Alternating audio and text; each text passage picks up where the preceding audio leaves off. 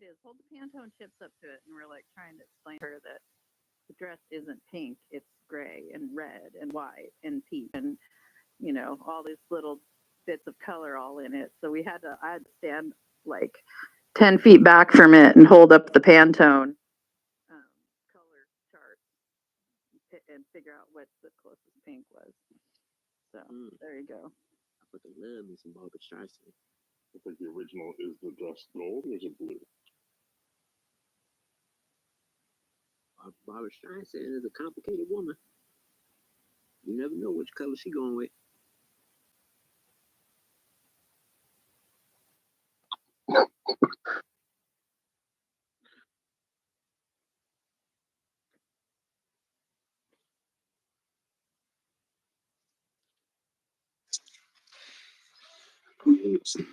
Y'all ever notice, like, when we have that one opportunity for that black man to be that generationally rich person in America, like Diddy, he just fucks it up.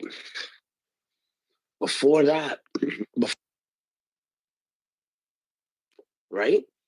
We thought this dude was gonna be like, he's the upper echelon. He's making it, and then he fucked that up too. It's because the system is designed for us not to be a part of that. Not even Trump. Trump wasn't even part of that upper echelon.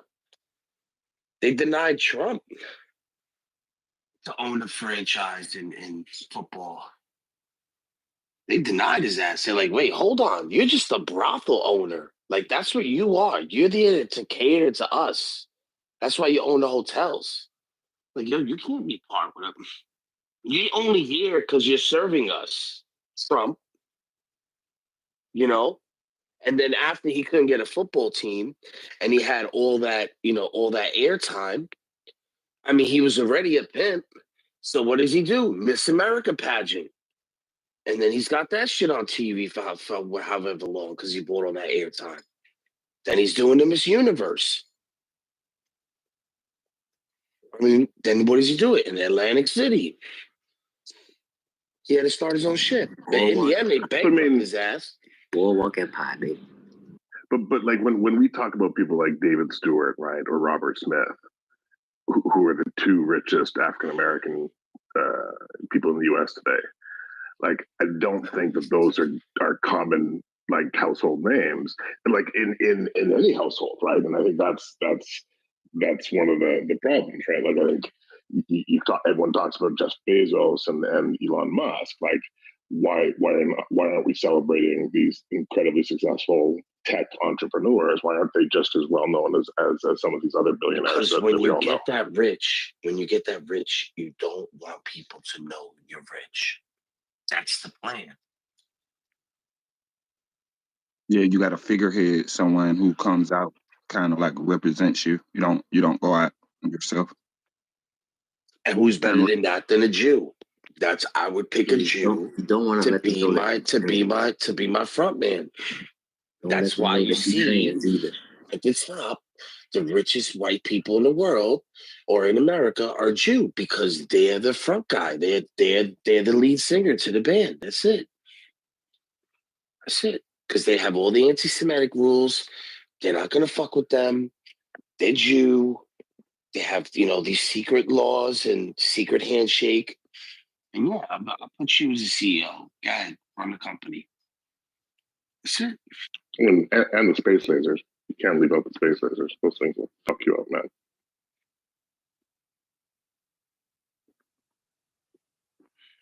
Now you understand why they call them the lizard people. They're the lizard people because they deep down it's a different person underneath. It's funny because I thought it was a vestigial tale that we were talking about the other day. I didn't know that it was. Oh, that's crazy. You know what? I got to go back. Yeah, remember the V? Remember the old school? I don't know how old you are. Dude. I remember. Dude, I remember the original. Oh my God! Fuck that! I remember the original V. That's crazy. What we doing here? What are you talking about, man? Conspiracy theories and shit. They was getting drunk. Y'all ain't seen V? Oh my God! You gotta. That's got to be floating around on the internet somewhere out there. Oh, man, because there's a remake. there was the remake, but the first one when she peeled off the skin and revealed the lizard head. Oh damn! They're stealing all the water. That was a fucking great show. It's like what was that one with the wrestler with fucking Piper. It or they, yeah, which exactly with Piper, yeah, fuck, so good. They live? Yeah, they live exactly the sunglasses. They just all the alien. I mean, I'm people showing my age. I'm showing my age, you guys. You know what I'm saying? I'm showing my age when I say 2, 4, 5, 7, 9, 11, 13, 41, and 47. See? But Is I'm that the showing my code age from with that. Lost? No, those are the channels that were on Oh. TV in New York or tri-state area. Then once you went out to like Pennsylvania, they were like weird. Yeah, like you're so old. You're so old. You had to get up to change the channel. That's how. Yeah. Like if somebody walked by the TV and you fucked the whole, like you fucked up the cellophane or like, you know, like the, should I say the aluminum paper on the. Like, dude, you're gonna have to hold that. You're gonna have to hold that coat hanger for the next 30 minutes until the show's over. Shut the fan off! Shut the fan off! Yeah. Then we used to have the phone with the long ass cord, so you could like walk around the house with it. One line, so you gotta everyone picking up. Go, I'm on the phone. I'm on the phone. Then somebody else would pick up the other line. Yo, you gonna get off the phone already? Yo, I'm trying to get on the phone. my girl's gonna call. Get off the fucking phone. Oh, man, I lived out in the middle of nowhere. Sometimes you pick up the phone and fucking neighbors would be on it. Oh, family line, yeah. The party line, yeah. Corey's out here trying to fucking out old us. Someone step up. Come on. No, that's just out rural. That's just fucking rural shit. They still have party lines out in rural areas. Crazy. Okay, good. I was about to make up something about lead toys. Yeah, but who has a landline anymore? Did you ever see that thing when you ask like a teenager today to like use their hand to simulate a telephone, and they don't do like the pinky thumb thing that old people do. They hold their hand flat and put it to their face like a smartphone. Yeah, when my daughter went to the airport first time and she saw a payphone, she's like, "What is that?" And I was just like, she really doesn't know. Like, she really doesn't know. Yeah, everyone knows it's the superhero changing room. Come on.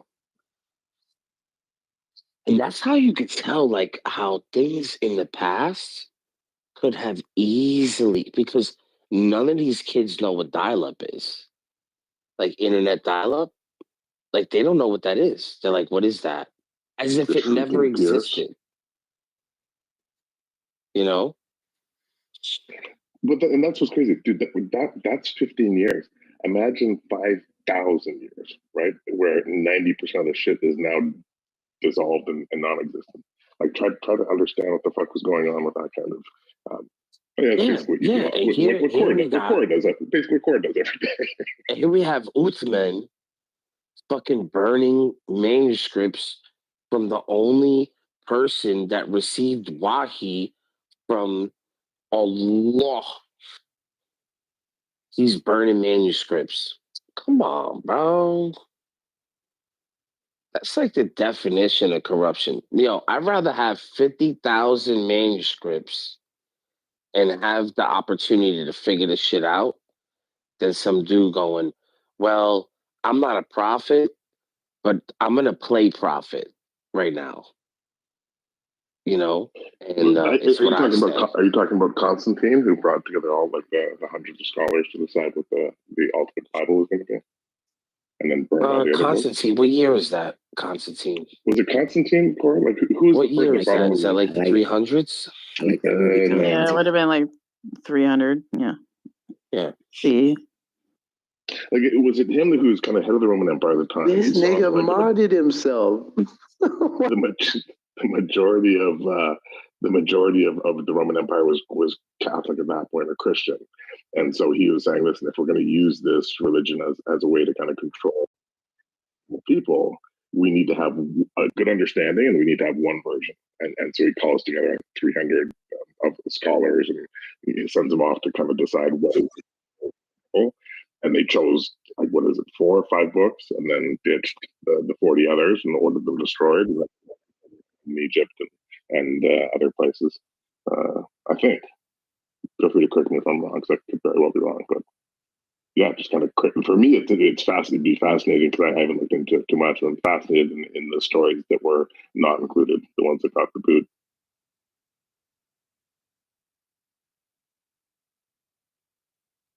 Hey, Bro, what's there that was balloon more on my fucked up PTR mean? things. There was more fucked up things Means it's going your on about clubhouse that time. anniversary. Happy anniversary. Happy birthday. Oh, Thank you. There was more fucked up things about that time than the canon of the Bible. Like the days of the week, or like having the right calendar. So, like a year from now, it's the same month. Like, everything was all screwed up. The dates were all screwed up. They couldn't keep records properly. Like it was insane. Who could keep records properly? Didn't the Romans? It wasn't it until Caesar went to Egypt did he start actually learning about astrology. Well, I mean, it was the Muslims who kind of pioneered astronomy and mathematics. Because they stole it. Yeah. They stole it. Yeah, where'd they get that from? The Egyptians.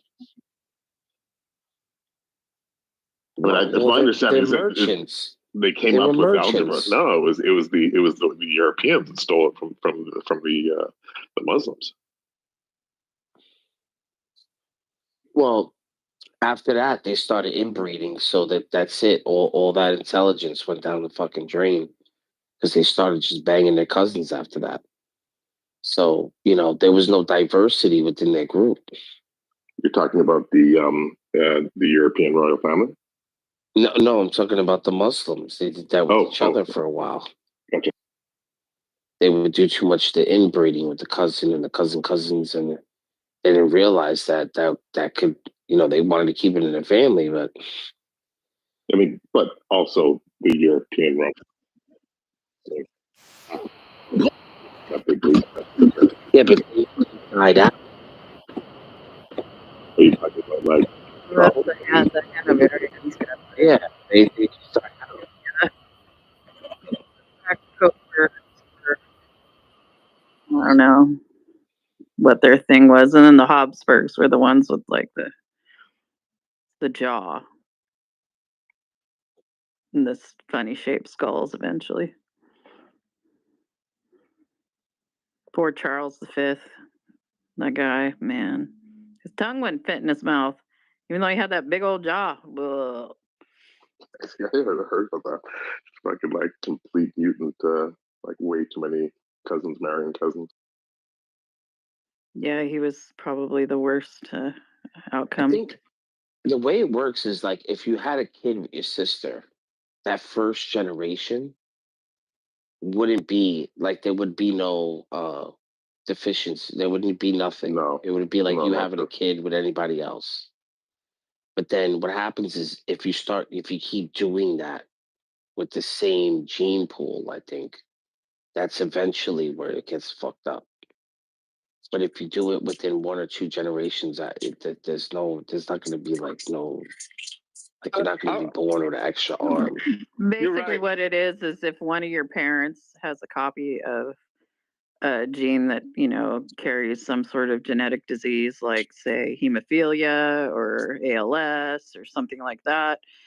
If you have a 50-50 chance of getting it, right, and then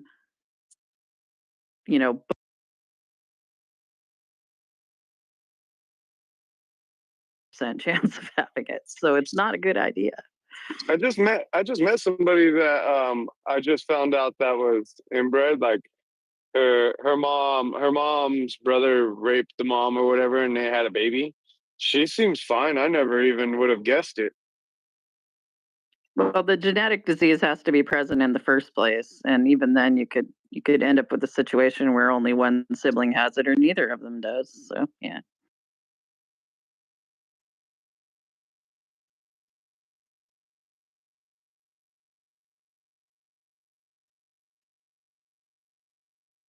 There was that creepy dude in Austria that like imprisoned his daughter in the basement and had like 7 kids with her, and one of them died, and then he left 3 of them in the basement with her, and for some reason he took 3 of them out and he like would leave them on the doorstep and then pretend like she had left them there. Like, you know, she had run away and then she came back and would like ditch her kids on the doorstep. That's it. Even though The she was in the grandmother- basement the whole time. That's it. The grandmother was raising the kids thinking that the Yeah. daughter would run away or something. Fucking. Yep. Ugh. If there is a hell, there is That's definitely weird. a very special place for pieces of shit like that. I feel like that fucked up French guy who's on trial right now, and his wife, like fucking an absolute warrior, because she's like, no, I want to be public. I want my name to be known. I want people to know that there's nothing to be ashamed about being a victim. Like the only shame should be on the fucking piece of shit that did it. And her husband, and this like a couple that had been together for like 40 years, 50 years, old couple.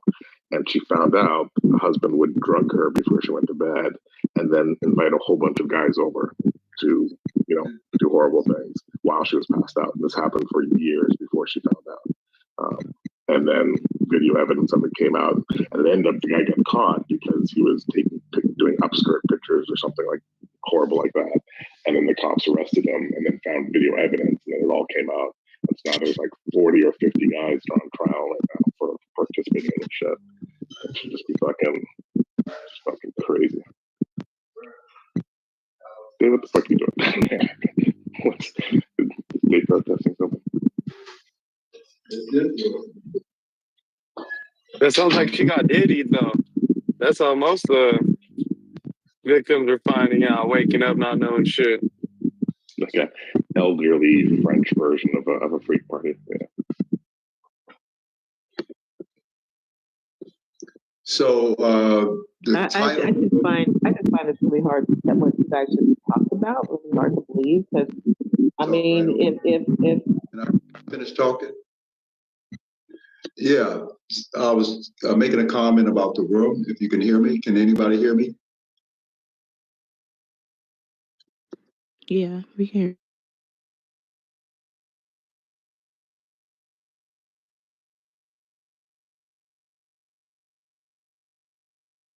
Yeah, can anybody hear me? Yep. Okay, yeah, I was making a comment about the room. Why do white deflect convos about Black history topics? And part of Black history is there is an ending to the story. And according to the ending, Black people are supposed to rule the world.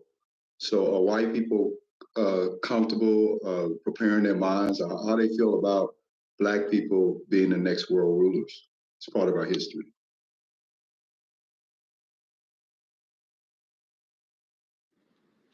Yep. Now everybody move to the Google. See how people, this is what I do. It's cool. I mean, when you look at BRICS, when you look at what they're doing with the BRICS, they are telling the U.S.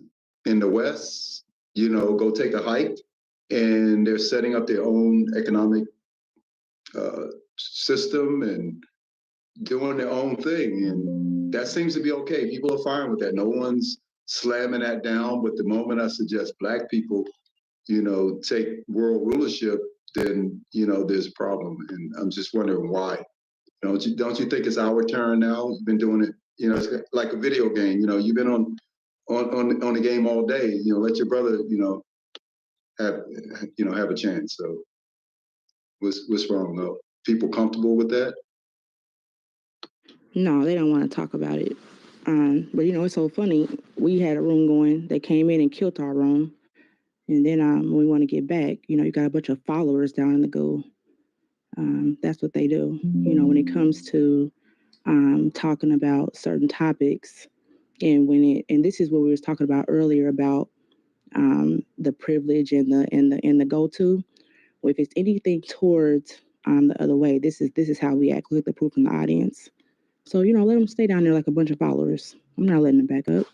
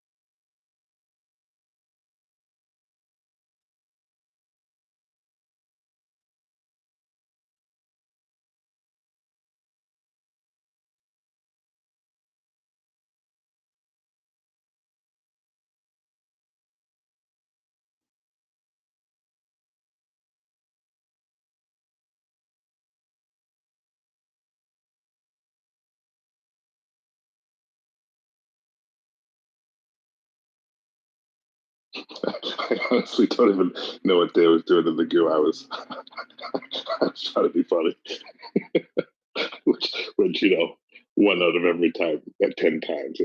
I just saw pina coladas in the goo, and I'm like, hell, I'm down there. It's like, what's up? Pina coladas. Because you didn't see the comment about Dave Speedo. Because had you seen that, you would have been like, no, hell no, I'm not going down to the goo.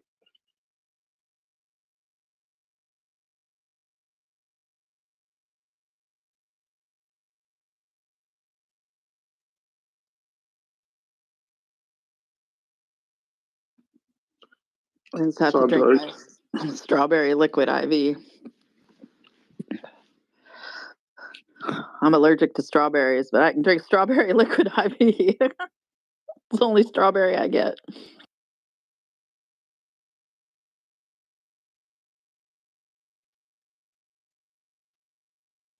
Who's vacationing? I thought I read something about it, but I couldn't read so much. I'm driving.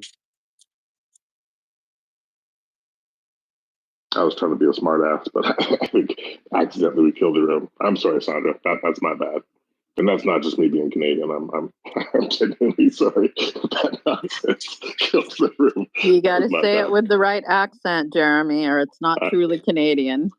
All right, Sandra. I'm sorry, eh? Shouldn't have come in there. Screwed up the room, eh?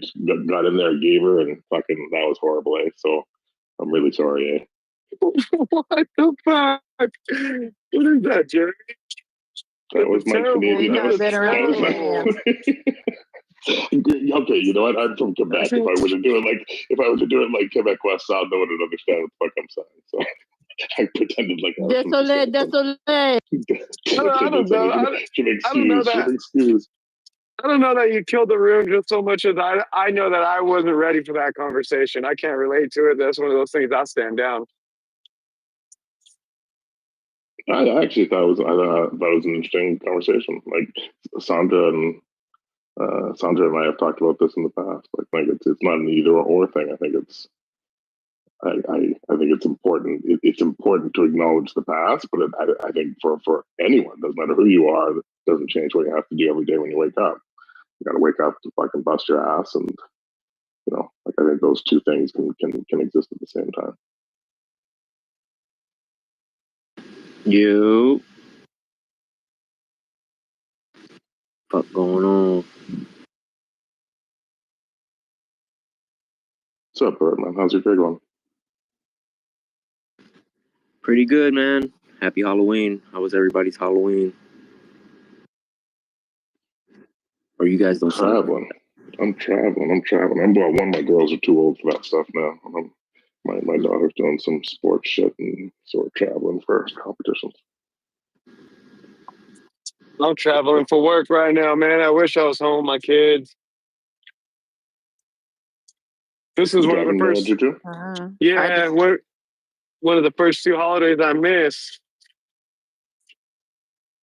I just got back after being away from home for almost a month. So I got hugs from my old man dog, sleeping in my own bed. It's nice. Where were you going for a month? I was up north visiting my friends and my brother. Oh, nice. Yeah, I don't do anything half-assed. I like borrow. I house sit, and so I like go live in someone else's house and hang out with my You friends. become a roommate? No, that she was in Mexico. I had the house to myself, big ass house, Oh, all to wow. myself, and her cat. So Yeah, I only worked 2 days, and then they said, "Oh, you want to come to work?" Hell yeah, I'm coming to work. All right, what am I doing? I'm thinking I'm gonna be 8, 12, 14-hour day. They're like, "You're going to Vancouver. You'll be back in 3 days." Fuck. All right.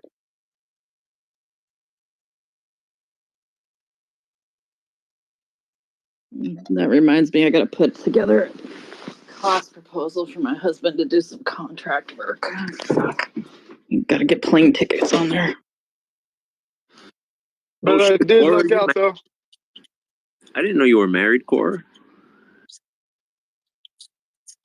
That's what's up. That's badass. Yeah, 22 years. Word. Oh shit. How many years?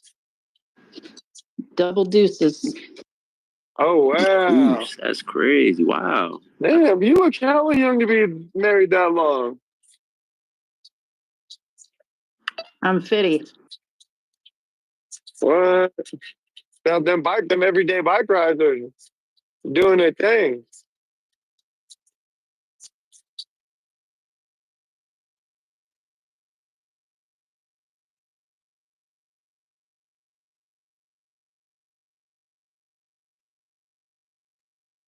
Aren't you in Oregon, Cora?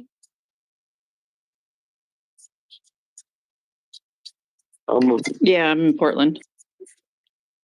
I just left Portland this morning. I went to Vancouver to the Frito-Lay facility. Right now I'm on the Siskiyou Pass. Yeah, want to hear my weirdest Siskiyou Pass story? One, I think it was late fall. We were driving back from California with my dad was driving. We were in this Pontiac Sunbird, sort of wasn't really a station wagon, but it was like station wagon-ish. Anyway, me and my brother in the back seat, mom, dad are in the front 2 seats, going up over Siskiyou Pass.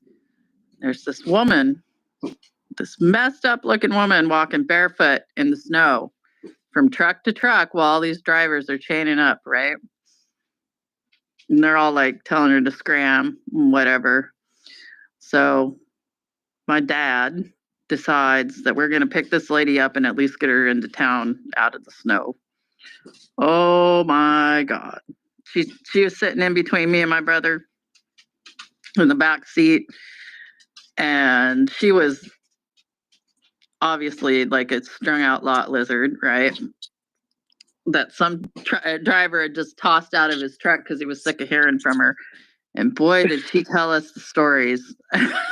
She was like, I can't remember what she said. She was like some sort of Roman Catholic.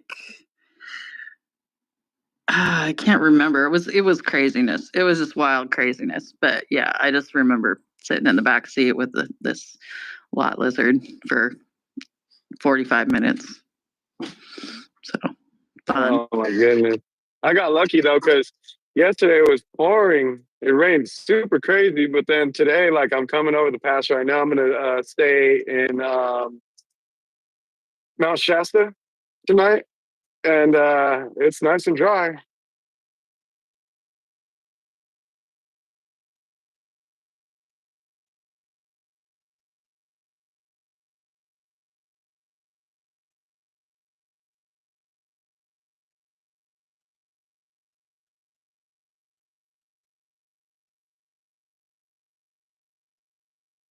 You know, they always have like to the east of Mount Shasta, they always have this what looks like really nice land.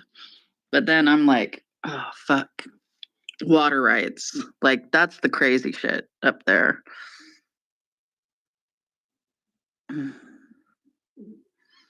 I just wouldn't want to go through the headache of figuring that shit out.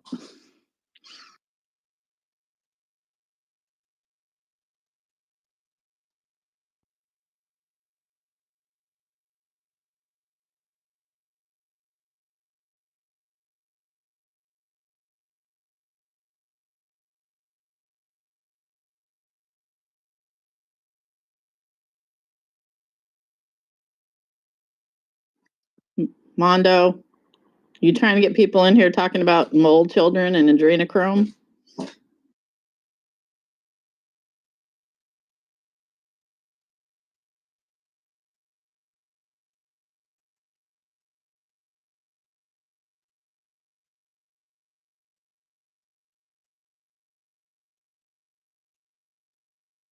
Hey, yo, look, man,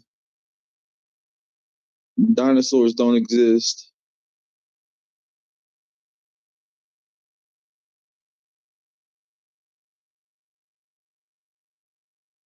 And giants did exist, though. And Earth is thick as fuck. Earth thick with two C's, dog. That shit ain't flat or round, dog. You don't believe in dinosaurs, but you believe in giants? Yeah, and I believe in thick ass Earth too. That shit Damn, thick, Herb, boy. you thick.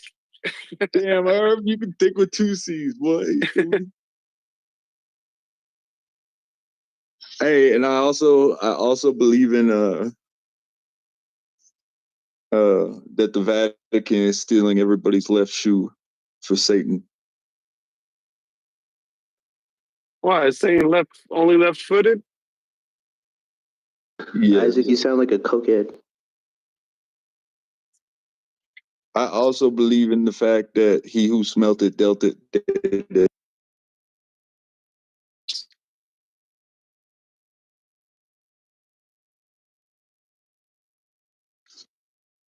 I also believe that Dede is actually a homosexual man from South Austria. Facts. Fact.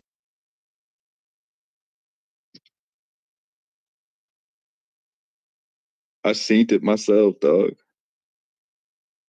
You look like a Nintendo 64 villain. I am a Nintendo 64 villain.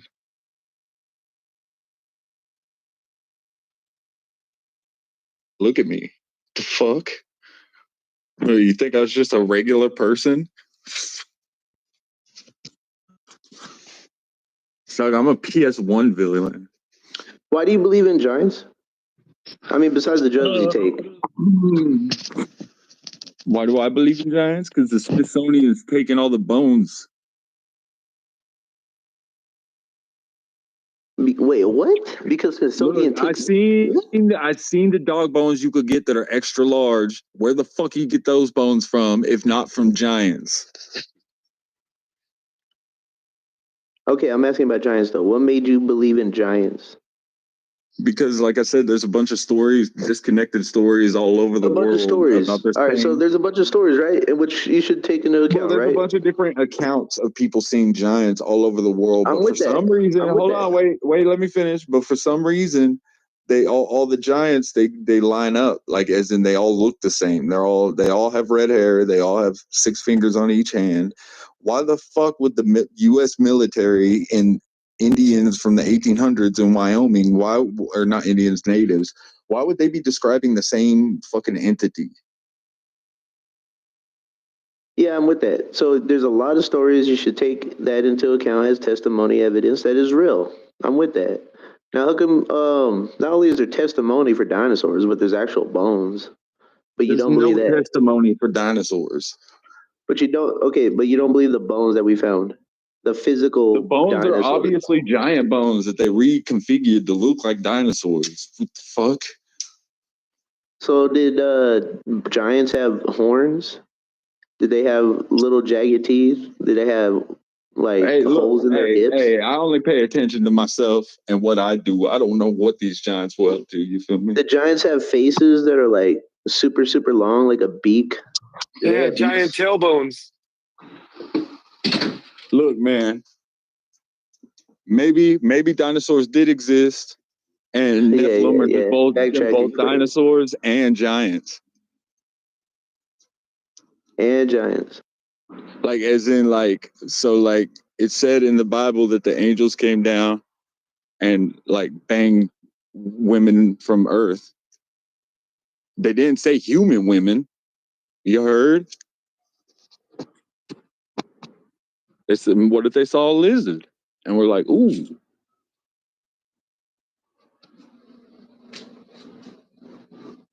Boom. T-Rex. It only makes fucking sense, dude. Yeah, I can't. I don't know if you're trolling or like how to even respond. No, that is a good point though. Like, dinosaurs are just Nephilim. That was pretty good though. He said, "Boom, T-Rex." It was the same boom that killed the dinosaurs. Yeah, boom. Now they're dead.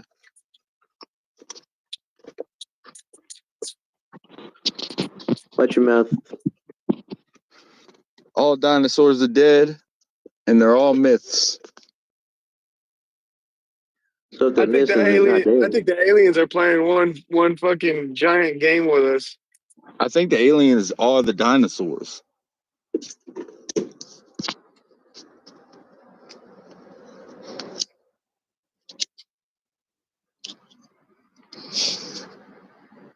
Aliens do walk among us, though.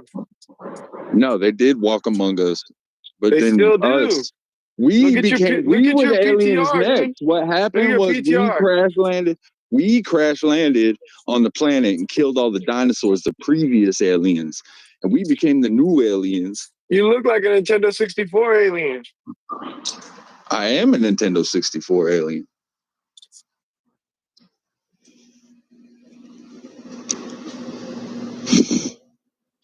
Yeah, stick to rapping, Isaac.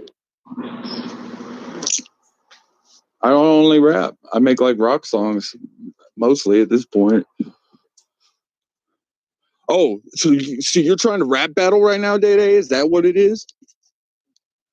You want to get some Day Day raps a little bit. Day Day. Why you gay? See, you don't want this.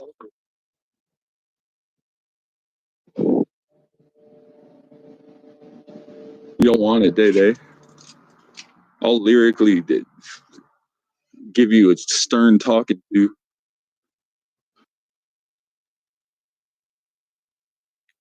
I'm getting B-rap vibes. I'll lyrically steal your lunch money, dog, but not really steal your lunch money because I'm not violent, except when I rap. And then I. Hey, but I want to hear some of these lyrics though. Okay, burning inferno, deserving eternal damnation. My patience is wasting on waiting on radio station to play shit that's decent, smash it to pieces with telekinesis, releasing the demons inside us to rise up and fight it for future messiahs to ride it, despite the idea they're giving the people to look at the steeple and stand right beside it. There you go. Oh wait! No, that's a good. This nigga just put a hex on you. Yeah, that was out of the Greater Key of Solomon. That was just a spell. That wasn't rapping. Yeah, it was. Honestly, it's not me rapping. I actually use my Ouija board writes, and I just write the letters down. No, it takes forever for your Ouija board to write. It takes forever, bro. Look, check it out. Slow it up and make sense. Slow it up a little bit, but make sense. Now, burning inferno, deserving. You want me to burning inferno, deserving internal damnation. My patience is wasting on waiting on radio stations to play shit that's decent and smash. It does make sense, bro. Speed up. No. I'm not saying that didn't, because even though you was going fast, you was actually You was Okay. actually on point. No, I ain't saying that. I'm just saying, Okay. yeah, say, put another situation together and Like Lovings, are you marking Jesus with that PTR? What's going on with that? Let me know. hey, check this. I'm a fucking walking paradox. No, I'm not. Threesomes with the fucking triceratops. That's me. That's not Tyler the Creator. That's me. I made those lyrics. That's from the top of your head? No, that was Tyler the Creator. Yonkers. What you mean by that? Which one? The paradox one? Tyler the Creator wrote that in the song Yonkers. Out of all of them, you said 3 of them. See, I'm on you. You weren't doing nothing but rhyming. Wait, which one? What do you mean? All 3 of them. All 3 of them sounded good. I got something out of Oh all yeah, 3 yeah. of them. The last one that I did was What I'm asking you, the did it last come one I from did I stole your from head? Tyler. Is that something you But don't got written down? Is you I got them written. I can freestyle too. I'm probably better at like.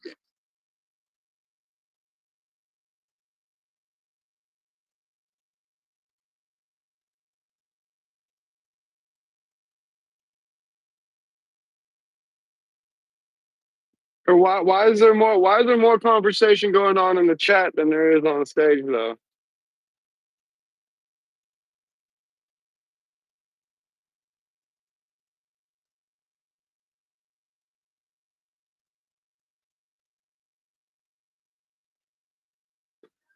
Bring Because everybody up, dude. because Armando and they surely aren't invited to the awakening.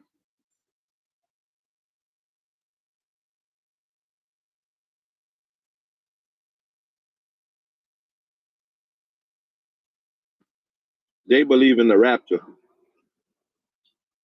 And Armando, he got the planet that they're going to.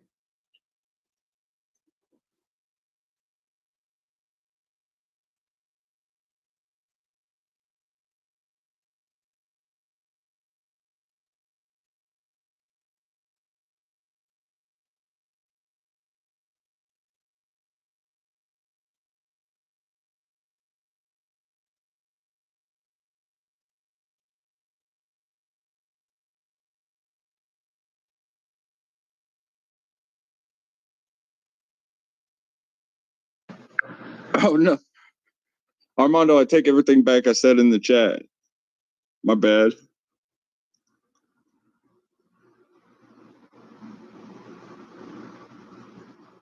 I was just mad because I got moved to the audience, so I was lashing out at you. Oh, is that your dad?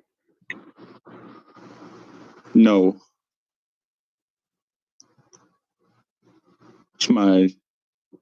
it's my uncle, Uncle Armando.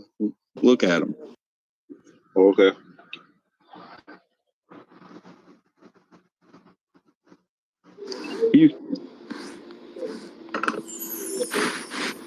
He used to make the best popcorn with margarine.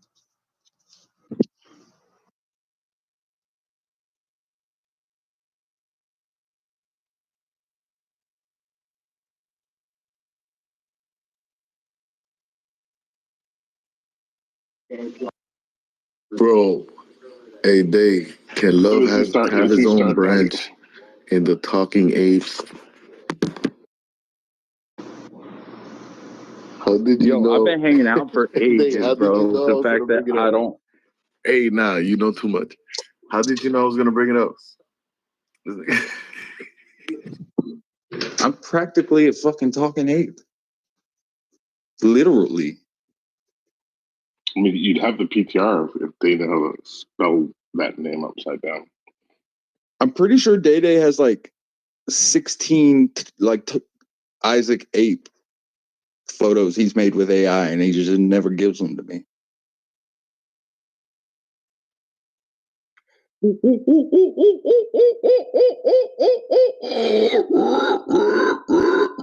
That's just the regular. That's just the normal ape.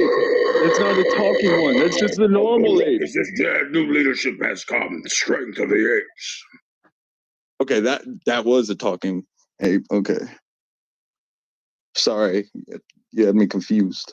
Mod me, mod me, mod me, mod me. Oh, hey, so the at Fake Australian, everybody mass report him. That's a fake profile taking my friend's identity. You heard? Who, Christy? Yeah, Christy of Oz is that person's took somebody else's name. Yeah, it's a Jewish guy. He's living with his husband. He pretends he's a Please, Jew. please report him. Please help me get rid of this fucking profile.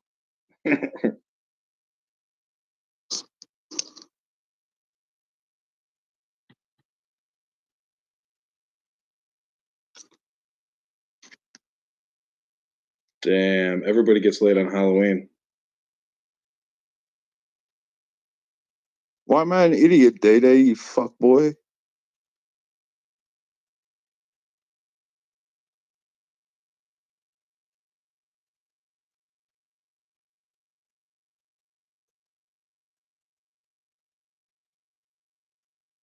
No, Christy didn't. No, the real Christy didn't catfish me. No, that's bullshit.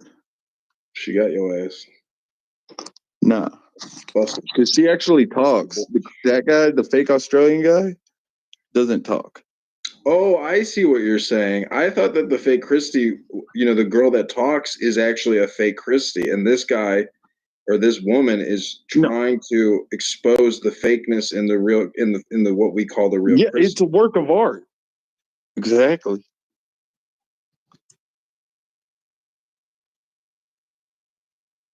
Hey, but if you see somebody named Day Day, he's trying to impersonate me. Mass report him too.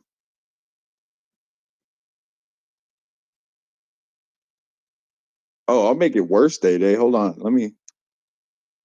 Give me 5 seconds. I got you. Let me de-res a little bit.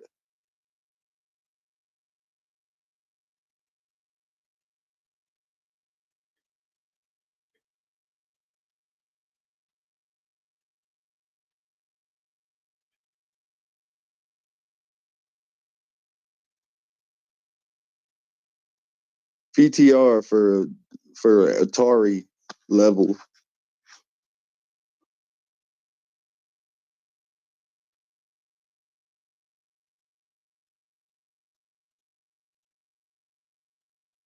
This on that Oregon Trail type shit.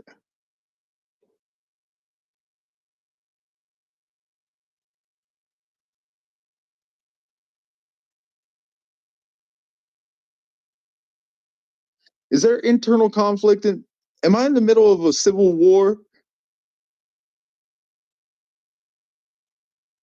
Armando? Yo no sé.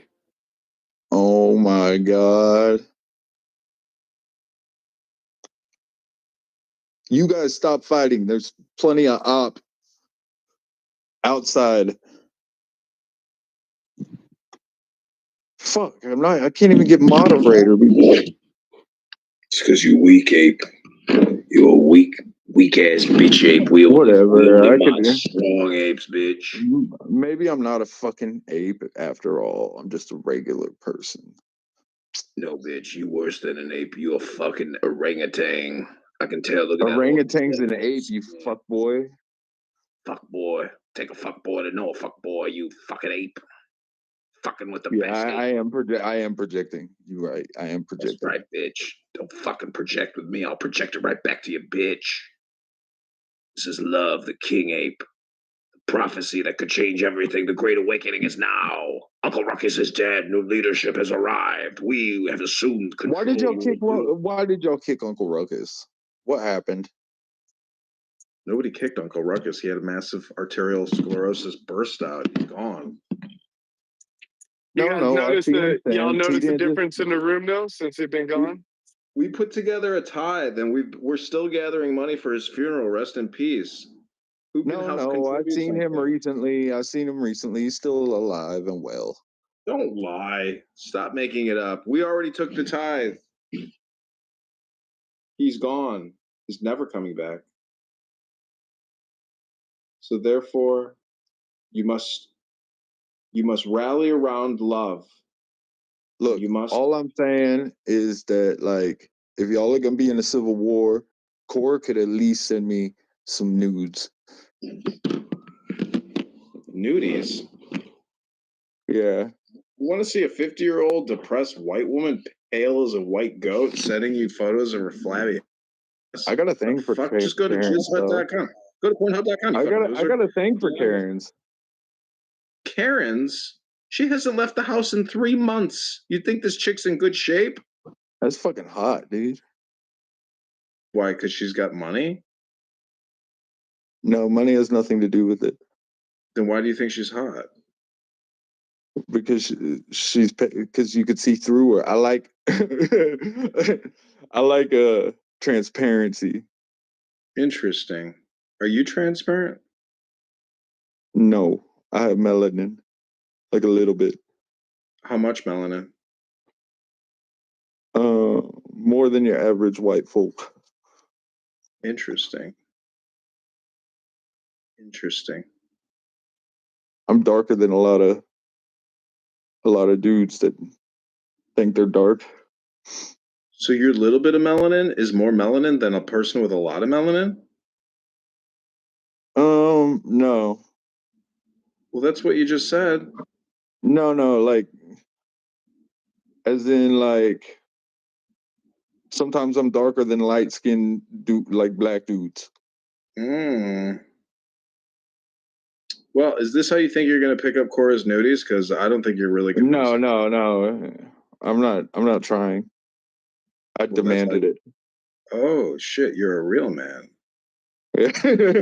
Cora, do you think he's a bigot and a sexist? I'm definitely both of those things. Wow. You are transparent. See? You didn't even know that. Armando, tell this guy how much of a bigot I am. You're a bigot? You exposed me. Fuck.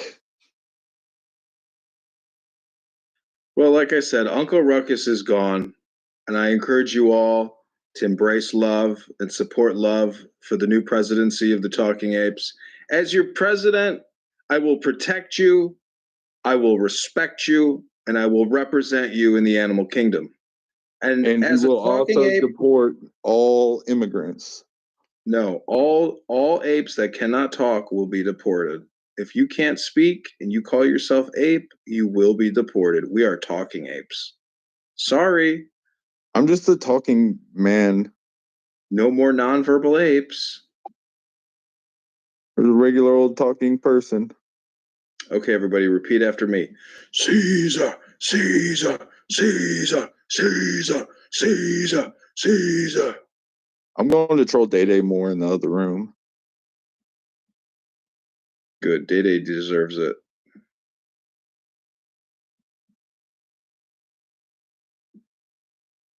Well, you were saying Jesus at first. Happy Halloween, my fellow apes.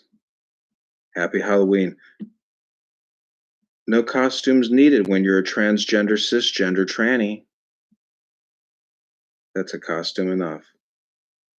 I'm a chick with a dick. Have you met me yet? I want to be your next boyfriend. I mean, girlfriend.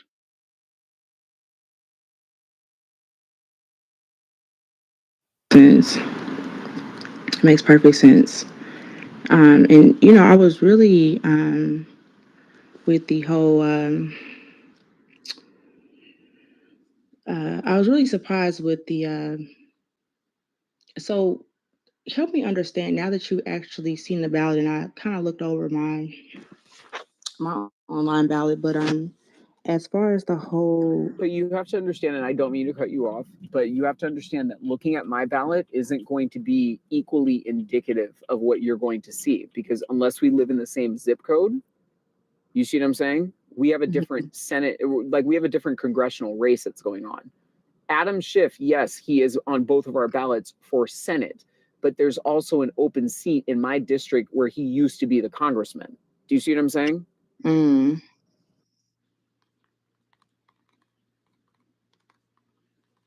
Yes.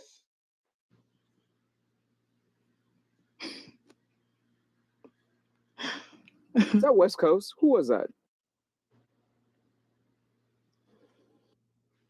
I will say, it's so funny on the marriage thing. I was actually going to vote for it, only because even though I may not agree, the lifestyle may not be for me. If people want to get married, or whatever, I don't know. It's like I don't really like make that call. When it comes to the whole, what was the next one I wanted to touch on?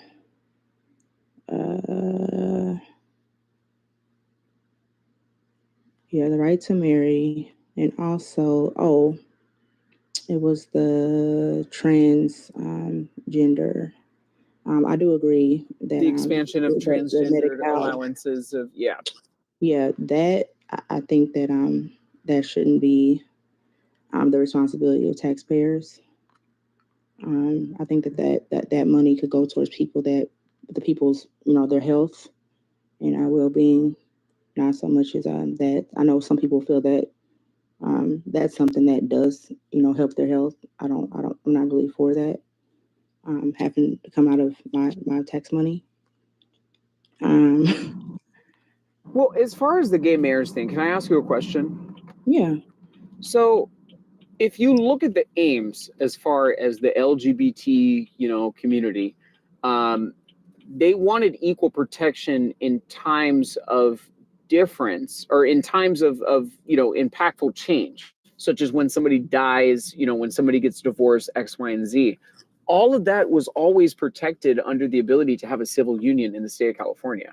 So for me, the point of calling it marriage was a religious argument for me. I will say that openly and honestly, with the issues that were on this ballot, religiously, I feel like this was the one thing where, as a Christian, I wanted to take my power back, right?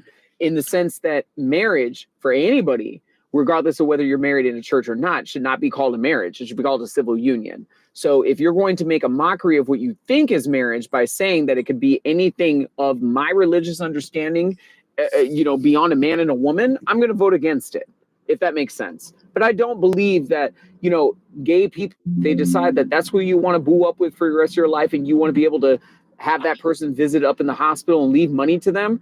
That's not my business. And quite frankly, that has nothing to do with God, if that makes sense.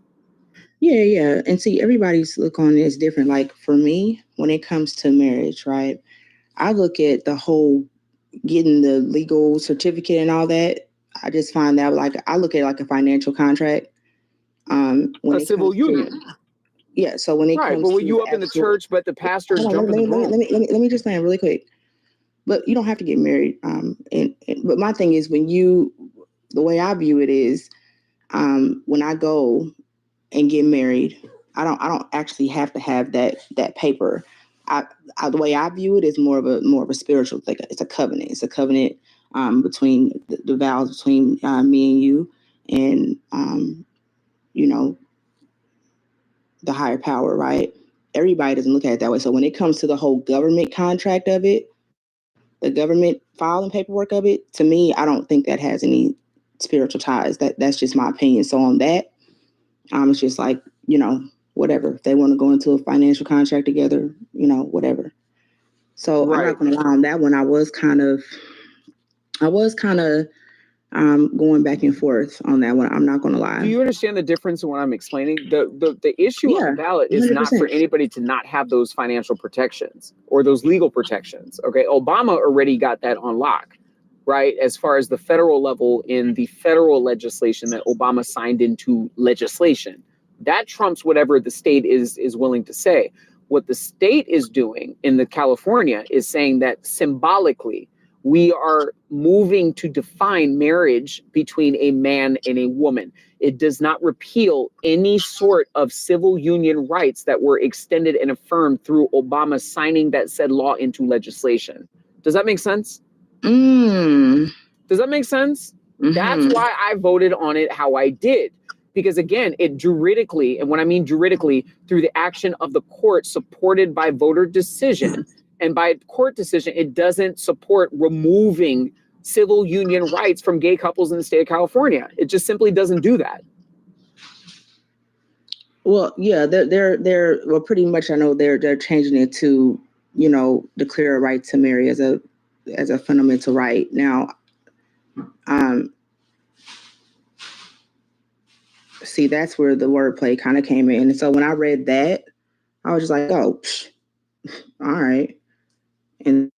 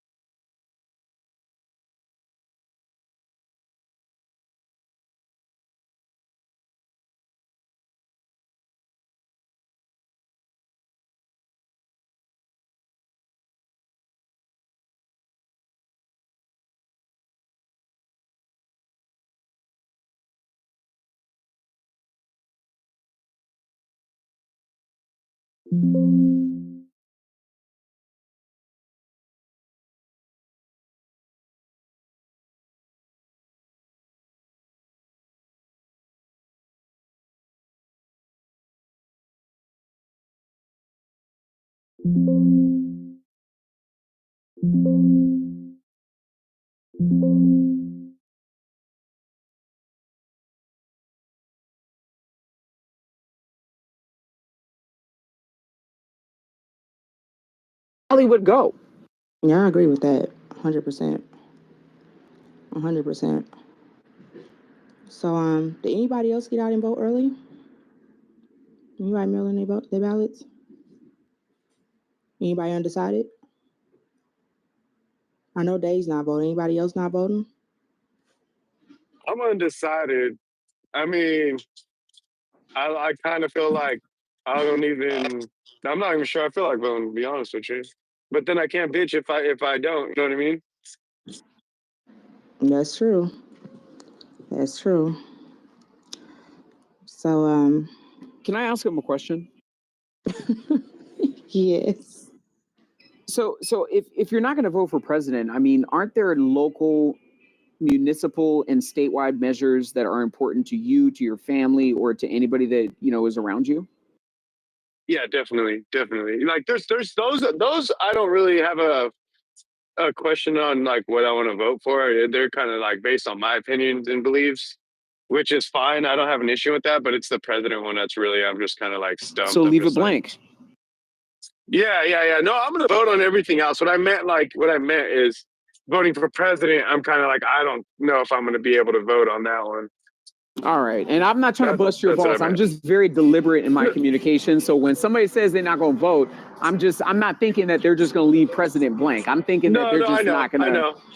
I get it. I should have been more direct about what I meant to say, but yeah, no, definitely everything else, local and what I mean, state and all that shit. Yeah, I'm definitely gonna vote on that. President, I'm torn. I'm not even. So you're Yeah, in California I'm too, the as you complete mentioned. opposite. Like on the state stuff, that's where I'm just like on some things I'm like, I'm still, trying to decide. And, even talking to Adams, I'm gonna look at our Ballotpedia is what you was called. And Yes, it's really called looking at that because Ballotopedia. If you just Google it and just type in the first, couple letters of the word, it's going to pull it up. It's a very well used, very respected site to allow people to break down certain points of information. You know what I mean? And encourage people to do their own due diligence in, further breaking down points that they deliver to you. So it's not the end all be all. It's just a good starting reference point. That's all I'm saying. Yeah, but the way, yes, I'm saying the way it even breaks everything down for you, that's what I want. Yeah, Juju, I'm when it comes to state, I'm still, yeah, I need to do a little bit more homework. But yeah, president, I'm set.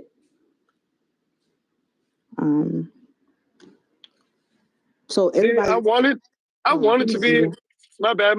I wanted to be set on president, but it was like my personal opinion. Anybody but Trump. I don't know. That's all it was for me. What was the last part you said? I'm sorry. I said I was feeling. I was feeling. Oh, I'm in the hills right now. No. You're good. You're No, good. I was saying like I know kind of which way I wanted to lean, but it was just from which way I was leaning and where I wanted to go. But the character and the position is the one that I couldn't be like. I personally couldn't feel like I should like. I don't agree with it. So, I mean, do you feel like there's a time to actually look at character in the context of where you're evaluating character and to look at results? Because again, I'm not sold on Trump's character either. But as y'all can see, I already voted for him. That's where I mean by holding my nose. I'm not looking to have that man as my tenant. Okay. I'm certainly not a homosexual, so I'm not interviewing him to be a spouse. So when it comes to character, I'm looking at results and what he was able to provide to the U.S. economy in the 4 years that he was president before. Yes, there was COVID that happened. Yes, he was president for a small tail amount of, COVID happening. But at the end of the day, his policies supported economic aims and economic values toward America first. So I get where you're coming from with the character, but I also understand that, listen, how much younger are you going to get to wait for the economy to improve? How much younger are you going to get waiting for the economy to improve and waiting for the economy to improve before subjective social grievances are resolved for subjective people who are entitled to those said social grievances?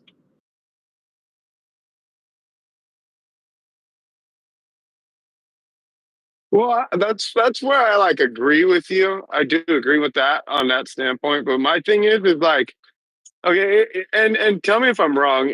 Is Trump a felon? Is he or no? I'm just curious. I'm asking you. I mean, what's that got to do with it? What's that got to do with it? Well, I mean, if felons can't vote, then why are we putting one in office? So, but that's your misunderstanding about the eligibility of certain said felons with certain said felony records and being able to vote in certain said elections. So again, it sounds nice in the way that it's presented. It sounds like a good soundbite, but it's intellectually dishonest and you not actually breaking down the legal implications as to the things that you're saying. Yes, he is able to vote in this upcoming election. Yeah, the answer to your question is yes, he is. I'm waiting for my exit. I'll get back on with you guys in a minute. I'm like pulling up to my room. I got to find parking and shit. But I do enjoy this conversation. I plan on coming back. Well, do you all think, even with, I like Juju's question, do you all think that that's going to affect the way he can operate in office? Do we think that?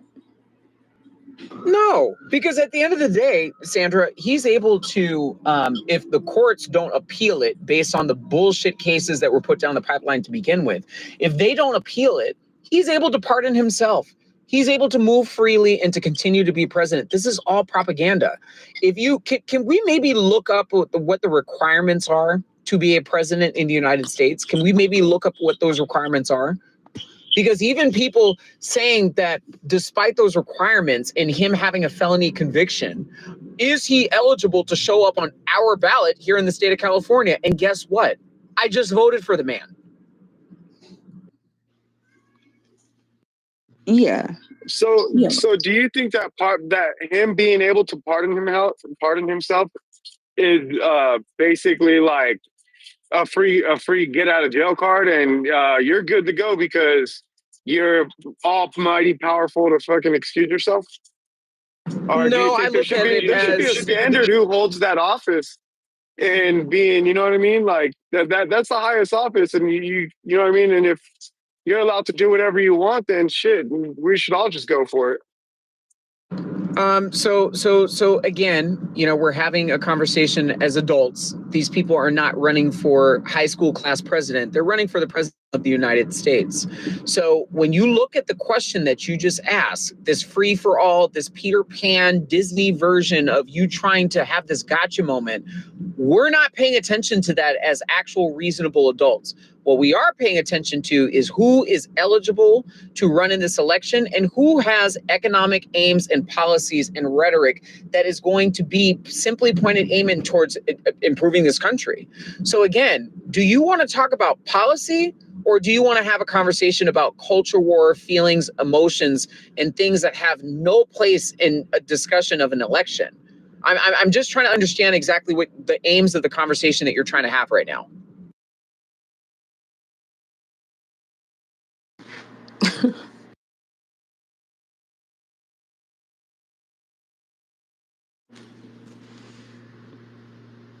Okay. So I think Juju probably had to step away. But Adams, you on fire. I love it. So I was asking, so I guess I went through all of them. So I guess people are just not, you're not voting, you decided, undecided, and why? Does Leo still have his balls? Yeah, he does. I can hear him in the background. Let's not. Oh, okay. You guys are talking about an animal, a cat, a dog, or Yeah, I'm trying to get everybody to talking. So kind of wonder which way people are going. But yeah. So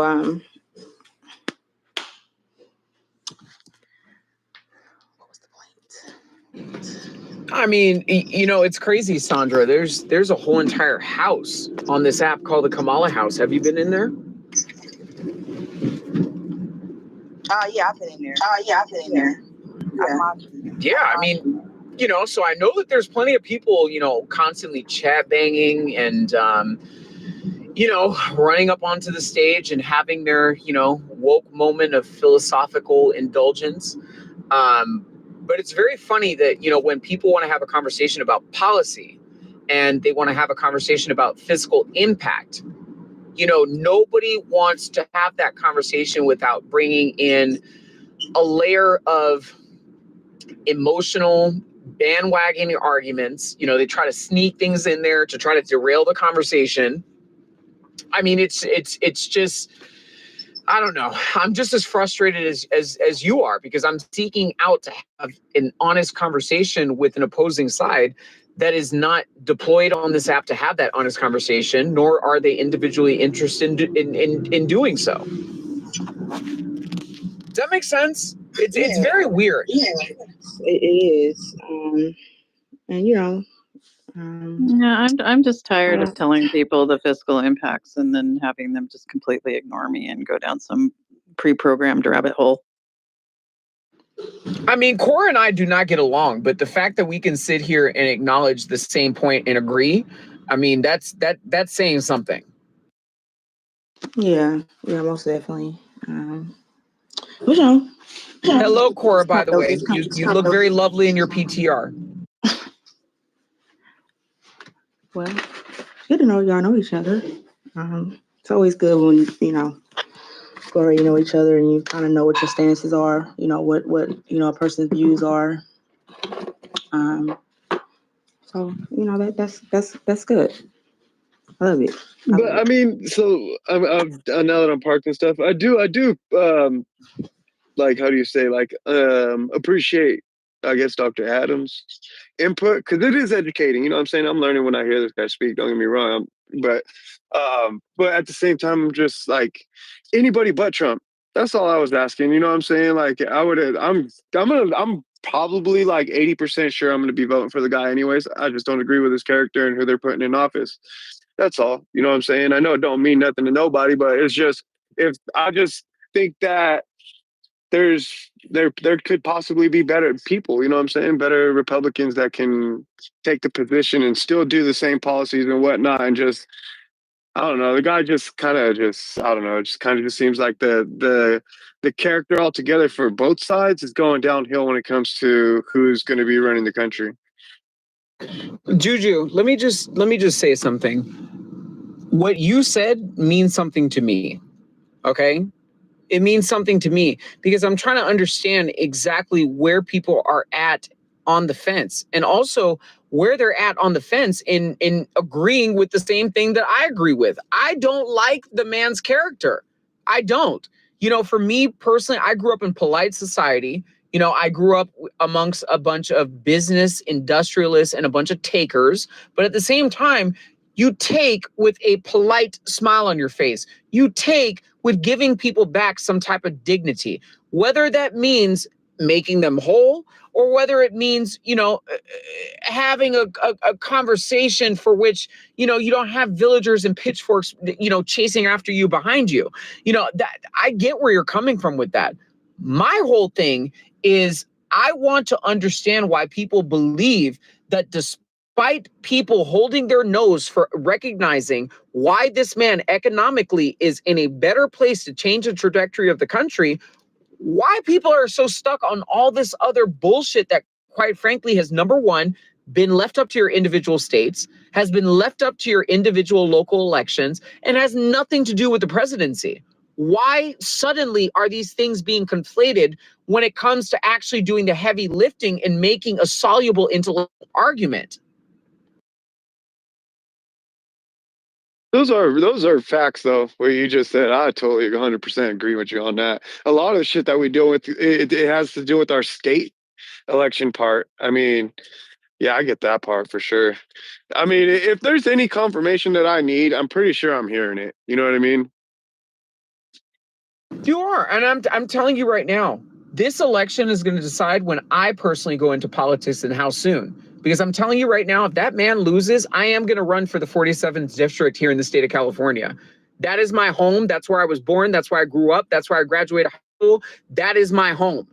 That is my home. And the fact that it got handed off to Katie Porter in the lapse of my former employer, the Irvine Company, and what I feel is nothing less than tantamount to bid rigging and racketeering and what should actually, qualify to be investigated for RICO charges. I feel very strongly about what's happening to my home. So yes, I do, Juju, what you have to say as a person who lives in the state of California, that is very important to me, regardless of whether you live in the district that I grew up in and hopefully represent one day or not.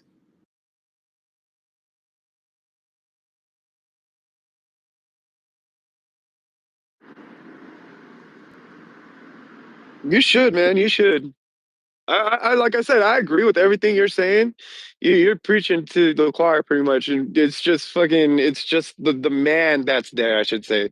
You know what I mean? I don't agree with his character, who's going to be hopefully put in that position, but you know what I mean. That's my personal feelings, though. You know what I mean? That's just. I just think that if they're allowing that guy to go in there with his background, then they need to allow people with certain backgrounds to be able to vote on it too. I'm sure a lot of them would vote for him regardless. But I mean, that's just my opinion.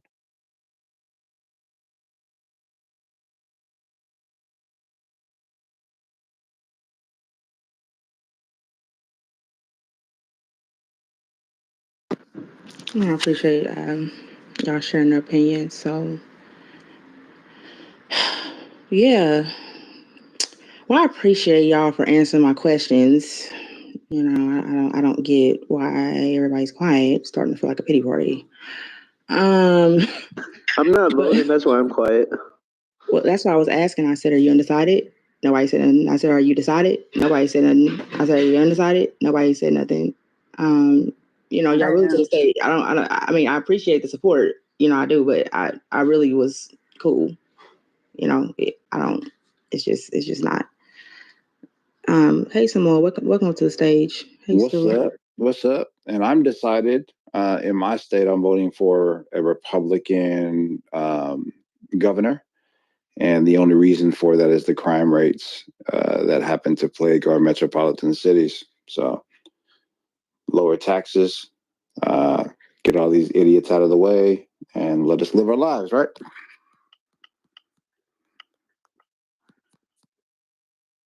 This is yeah, I agree with that. And this is my first year voting Republican.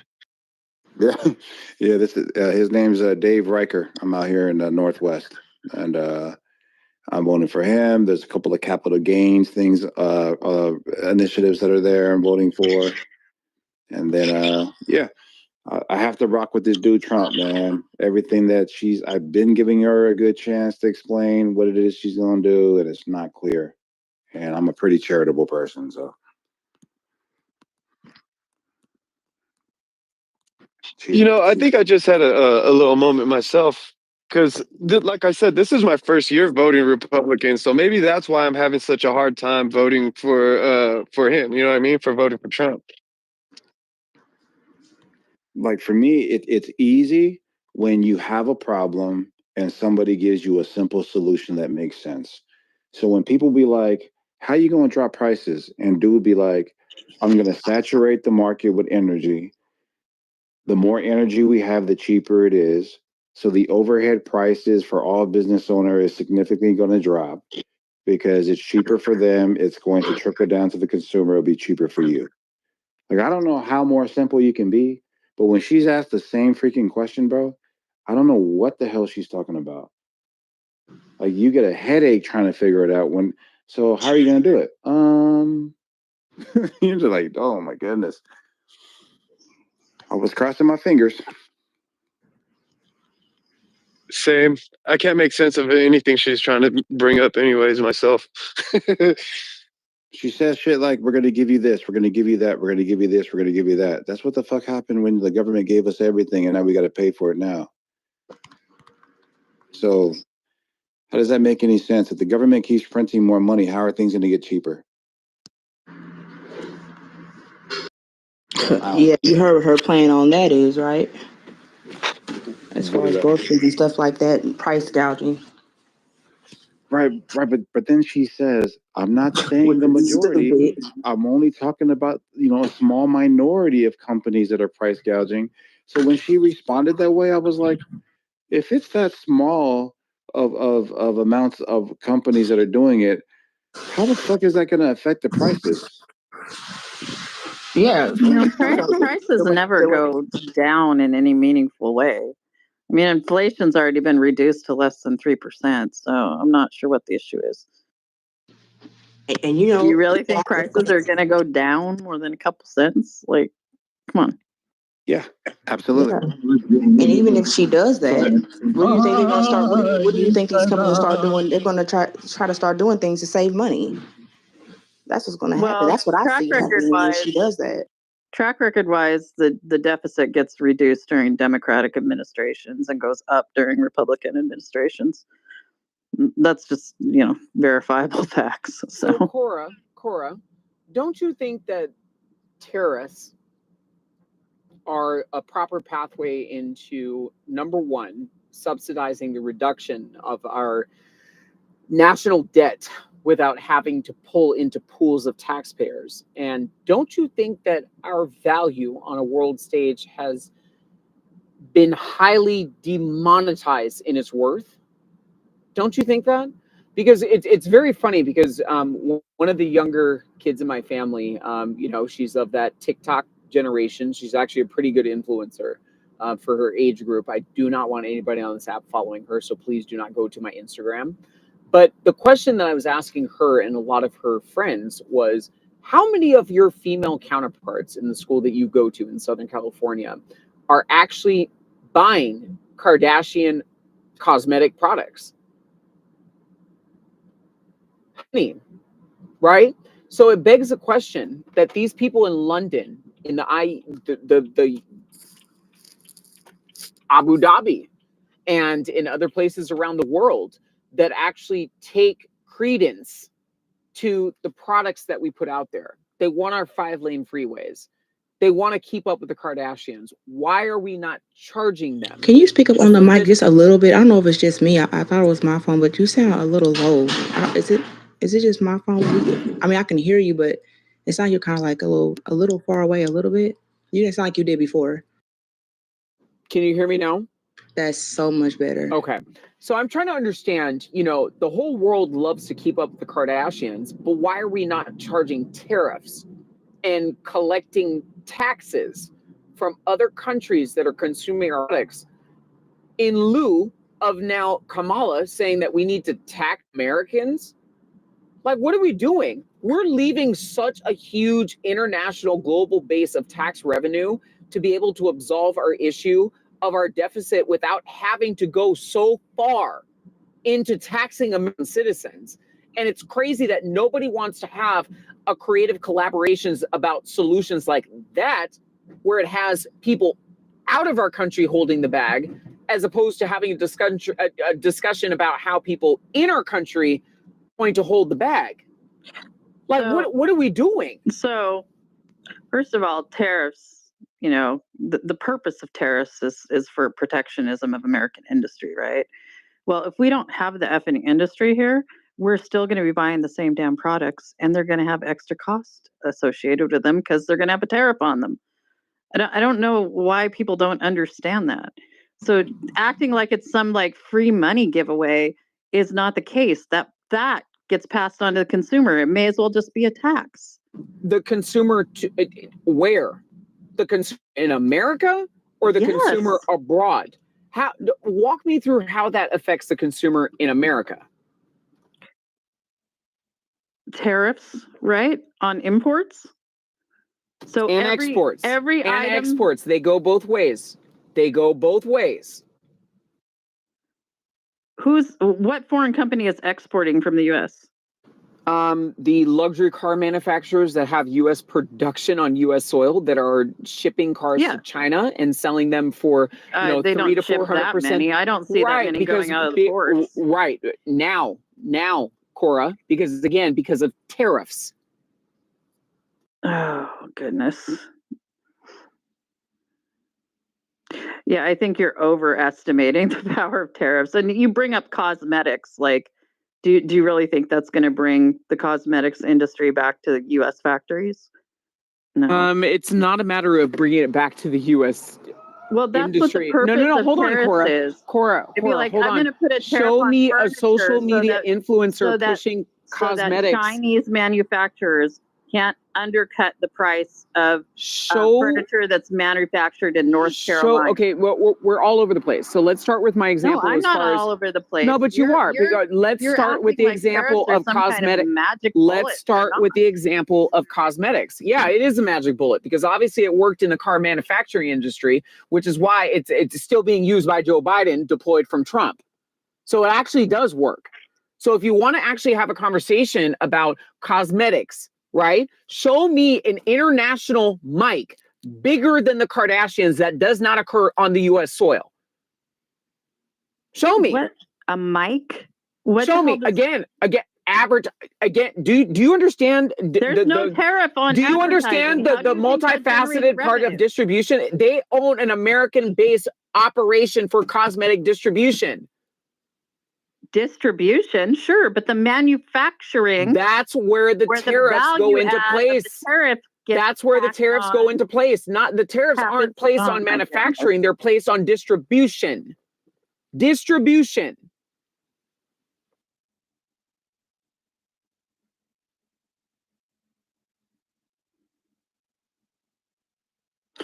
Either way, it just raises prices.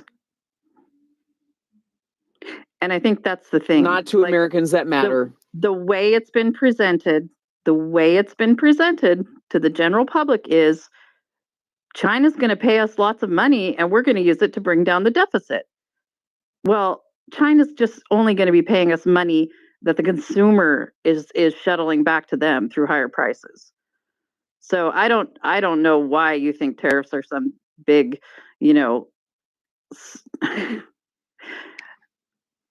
like catch-all solution, You know what works is incentivizing industry to buy America, like things like, say, investing in infrastructure and having the Buy America Act laid on any government money that goes into it through infrastructure bills, right? So that we're buying American steel instead of Chinese. Again, there is a different cost of production for entertainment digitally than there is for the cost of production for steel. So what I'm telling you is to get ahead of where we're missing out on opportunity to not effectively monetize on our distribution of media. That is what I'm saying. So I apologize. So where are these magical media tariffs? I apologize that you did not. They don't exist, and that's part of the problem. Right, because VPNs that's part of the problem. Get around that shit. That is part of the problem. VPNs. Welcome to my point. Welcome to my point, Cora. Welcome to my point.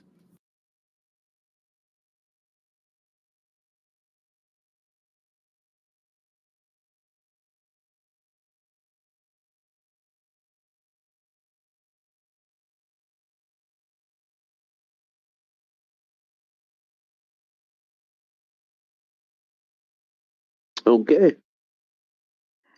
Anyhow, as I've pointed out before, having lived through the last 3 administrations, doing the job. Would that make you on this app? You just lived through the last 3? No, I'm kidding, Cora. I'm kidding. Take a joke. Yeah. No, I'm feeling autistic tonight. Don't fuck with me. Anyway, and doing the job. This is the part where before you interrupted was going to give you the context that you needed, Adam. And doing the job that I have during that, I can tell you right now that less government money gets back to the people the people in the states, much less investment in actual people happened during the Trump administration. So under Obama, under Biden, in both cases, we had the deficit spending come down and more money going back to the states for investment in infrastructure, for investment in housing, for investment in energy production. Just to be clear, you're all talking of that about the stuff. governmental investment in people. I just wanted to be clear. I didn't mean to interrupt you. I just wanted to be clear in understanding your point. Are you talking about the governmental? Yeah, I'm talking about how our taxes that we do pay get appropriated. Yeah. No, and that's a good thing. That's a good thing, right? Because again, he opened up the pathway for the private sector in exponential numbers to be invested in the said individual, in being able to promote fair competition and opportunity. So yes, telling me that the government did not bend over backwards, move mountains, and break numbers to invest in the specific individual, that is America that we need to get back to. Right? Because again, this is America. No, but this is America. No, but you just said that your point of contention was the fact that the American government invested less in the individual. To me, that's a good thing. That's a good thing. People survived. Invested less in projects that benefit the people. That's not what you said. No, that's you what said. I Invested in the individual. No, you said investing in the individual. That's literally what you said. No, I did not. Sandra, did you not hear her use the terminology investing in the individual? To be honest, if she misspoke, she misspoke. I get it, but I didn't say anything about individuals. And I kind of hate to say this, but and I'm not taking her side, but I missed it. I might have missed that part. You're good. When I was typing in the chat. So she probably did, but I personally didn't hear it because I was typing on that. I might have been typing on that part. Mondo. Anyhow, I'm talking about investment. Literally just look at the IIJA, look at the Inflation Reduction Act, look at the IIJA was also known as the Bipartisan Infrastructure Law. So that was a bipartisan effort led by the White House under the Biden administration. And, again, our inflation rate is below 3% now. So the policies that went into place after the quantitative easing done at the beginning of the pandemic to float the stock market, jacked up inflation. It was a hard process, but after 8 months, of belt tightening, we got through it and got back to less than 3% inflation rates. So all that's happening under the Biden administration too. And when you see, this is what I keep telling people, when you start to see shit get built, if Trump's in office next term and you start to see stuff coming out of the ground, he didn't do that. That is all coming out of the Biden administration. It's grants that were made during the Biden administration. $1 trillion worth. So there you have it.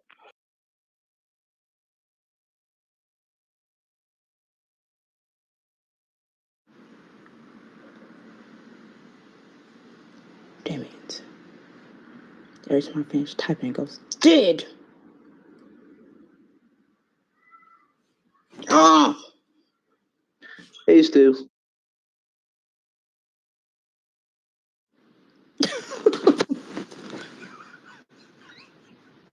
Day, I thought you was about to come off with 6. Damn you. I don't know what to say. I'm not even gonna vote. Well, let me ask you a question. Why is it that you choose not to vote? I don't like either of them. Well, do you think you necessarily have to? Do you not like them? You talking about as like on a like as a person level? Or do you mean like on a policy and what their views are type of level? Yeah, well, I'm a big progressive guy, so I view them both as big on corruption, and that's really unpleasant for people like me.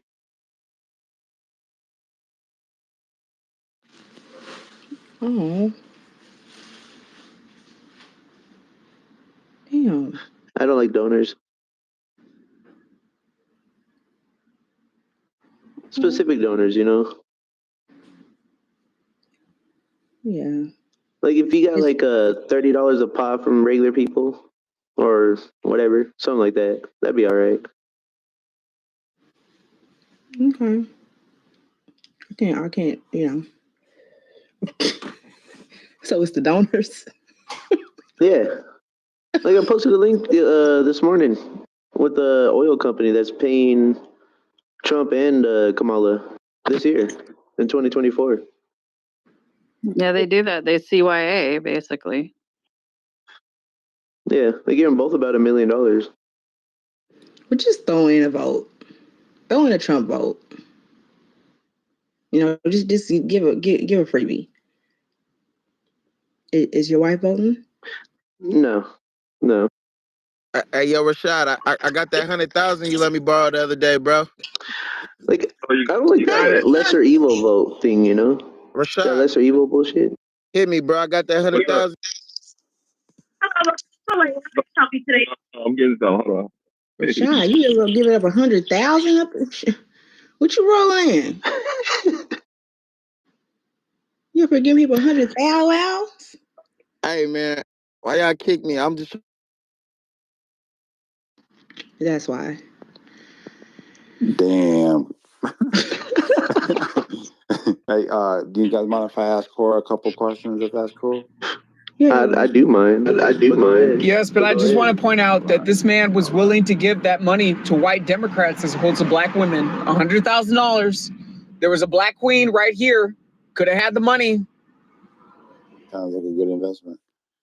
Hey, Cora, you there? Yeah. Real quick question. But I'll just say I have very little patience for you tonight. Okay. So, Kamala Harris, because you made a statement and you said prices suddenly ever go down. They probably won't be going down. They only go up, right? I just want to make sure that I heard you correctly. I mean, I have to do real estate pro formas, and we never assume prices go down, and they never really have. I've never seen a project where ooh, look, prices are so low. It just doesn't happen. So real quick question. So Kamala Harris's policy is that she's going to build 3 million homes, 3 million homes within her first term, right? And then remove regulations to be able to build these homes on the local level. Would prices go down? That's a good question. It depends on the market. Okay. So when I doubt because okay, so the home builders, right? They're going to come in and they're going to see what's the achievable price, right? And then they're going to build homes to achieve that, right? So unless they're so we're looking at comps. No, they're going to price at the comps. The only way you're going to get less expensive houses is if you build them with less amenity and smaller. And so that's really not apples for apples. That's just like bringing supply onto the market that's affordable because it's a 3-bedroom, 1-bathroom, 1,000-square-foot house as opposed to a 4-bedroom, 2.5-bathroom, 2,400-square-foot house with 3 living rooms, a kitchen, a bar, a teen space, and all that crap. All right. So let's just say that all things are equal. Let's say that there's 1 million people looking for a home to buy, but there's only 100,000 homes to buy. These homes would be crazy expensive, right? This would be known as a seller's market, right? Right. Yeah. All right. So if you increase the actual inventory, so we're saying 1 million people, we're going to increase the inventory to 3 million homes now. What happens to the prices of the homes? Well, first of all, you're not going to increase the inventory to 3 million homes because the builders will stop building once they hit an equilibrium of supply. Well, let's just say Kamala Harris's, her optimism and her inspirations and aspirations come true. Let's say it comes to fruition, right? What happens to the prices of the homes? They're going to continue to go up. The market is short 10 million houses. Even if she builds a million, they're still gonna. 3 million. What's going on right now is I just bought a house. Every house come on, has guys. 15 to 20 people putting bids in on them. So the prices are going up. Everything is over market value. Everything is. And it's going to continue to stay that way. It's not going to go down. But we're moving off the line of questioning. The question that I'm asking is, if we just use her dream, her optimism, her inspirations and aspirations, she's going to increase the inventory, right? That means that there's not going to be a scarcity of homes to purchase. So you won't have 15 people bidding on one house. There'll be way too many homes for the amount of buyers that are searching for actual homes. Because there's a saturated market of inventory, the prices or the value of that inventory significantly decrease, right? Yeah, but what you're talking about is unrealistic. They can't. The shortage on houses. Lying to us. So what Stu is saying is correct. More. Yeah, it's more. I just bought a house, brother. I was in the market. There are actively in my city, there were 30,000 people putting in submissions, houses, this, that, and the third. Inventory in this city is only 1,000. It doesn't matter how many houses you build. Our inventory, we're way off. If she builds 1 million, if she created a scenario where that would make sense, it's still not applicable in real life. There's let's just say not enough houses going to be built. the problem that we're having You're not right now is that you're understanding equilibrium. Like land is doesn't have elasticity. Being close to a city doesn't have, the land prices don't go down. Because land is land, you can't make more land. There's all right, so we're in a hypothetical right now, and you guys are in the practicality right now. No, I'm trying to tell you, even bringing 3 million houses onto the market, let's say she does bring 3 million nationwide, right? There's still more demand than 3 million. What 3 million will do is maybe I could close my car. Actually, hold on. Let me not freeze it. Slow the rate of increase on prices. That's all. It won't bring prices down. But in the hypothetical, I'm pointing out where it is a buyer's market. Okay, so these things actually exist. A buyer's market. Now, what you're describing is a unfortunate dilemma of a seller's market, right? So no, you don't understand housing market equilibrium, Samoa. I don't care about the practicality. Stop building, the prices go down. They stop. All right. Thank you. So she tried to say that she was going to remove all of these local regulations on why they would stop, right? So that's not why they stop. Oh my God. Yeah, that's not why they stop, bro. The hypothetical you're trying to create is you might as well say that we're going to move to another planet. I am only using Kamala Harris's format. Her platform. I know, but you're perpetuating some her policy. If you go to her website right now, the policy does not work, bro. If you understand anything about economics, in the hypothetical it works. In the hypothetical, it doesn't even fucking work. Brother, how is this stupidity?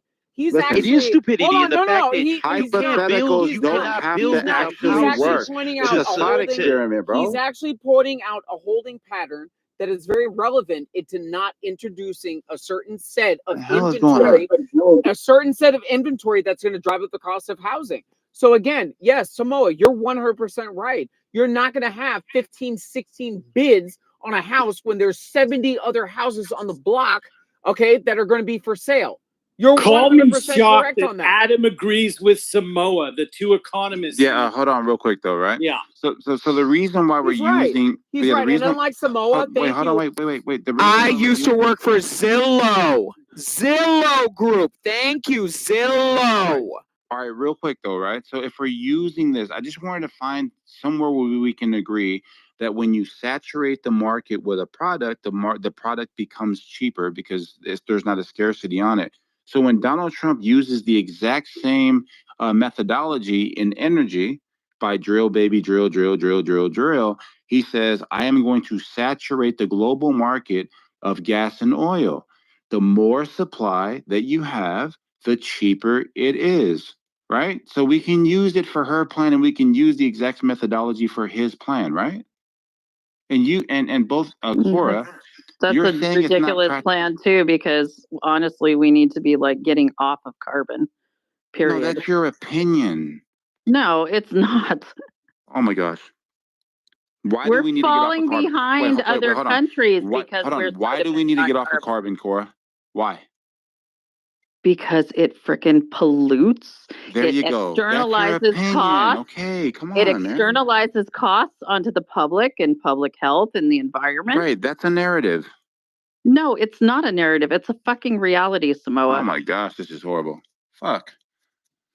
You, Hey, bro. again, like I have little patience for you. You're trying should. me on Bro, things where this that are was a in my thought area of experiment that you're expertise. trying to put your I finger on the literally work scale. I in don't know public why. infrastructure Because it's a finance. I've manipulative worked in thought transportation experiment. for It's not an 20 years. experiment trying to make a point. Yeah, I've worked in What I am transportation saying for is what 20 is years, good and I have for a the goose master's is in good real for the estate gander. development. So if we're going to be charitable for Kamala Harris, we can also be charitable for Donald Trump. They're using the exact methodology on how they're going to lower prices for a set supporter, right? It's the exact same formula. Yeah, except for one plan actually puts something on the market that benefits the American Let her citizen. finish talking, Simone. And the other What are you going to do, big nose? other thing compounds externalized negative costs onto the American citizen and other people in the world. You So just what's the said, difference? hold on. You just said that Kamala's isn't practical. It won't work. And now you're saying that Donald No, Trump's I would did work. not say that. I said you I don't said understand how housing markets work. Hold on. Let's just say Prices listening is don't not come very good down. It art just of slows the rate at which they And go. you didn't send, huh? What? You didn't send the buddy. Or Cora, can I ask you a question? What type of capacity do you work in as far as the real estate market? Because for me personally, I work in asset management. A lot of people look at that and take what they will. You know, a lot of my job responsibility is looking at comps and, you know, data analysis and producing, you know, marketing plans. I mean, you know, I can do that too, Adams. Right. You know, my specific job title is, you know, sales and marketing director. So for me personally, looking at what you're saying and understanding the intent and the temperament of the said real estate market that you're just broadly talking about, I'm trying to make sense of what exactly it is that you're talking about. I mean, do you maybe want to go market by market that experienced the worst in the recession and how what you're doing right now is very reminiscent to 2005? So again, so we can housing market equal. Can you explain how housing market equilibrium works? Got it. So in various markets across the United States, whether they be New York, Miami, or the state of California, truthfully speaking, where a lot of those said real estate markets have various other influences of agitation, meaning people with big mics or certain said of aims that are just very different from how the everyday person lives their lives.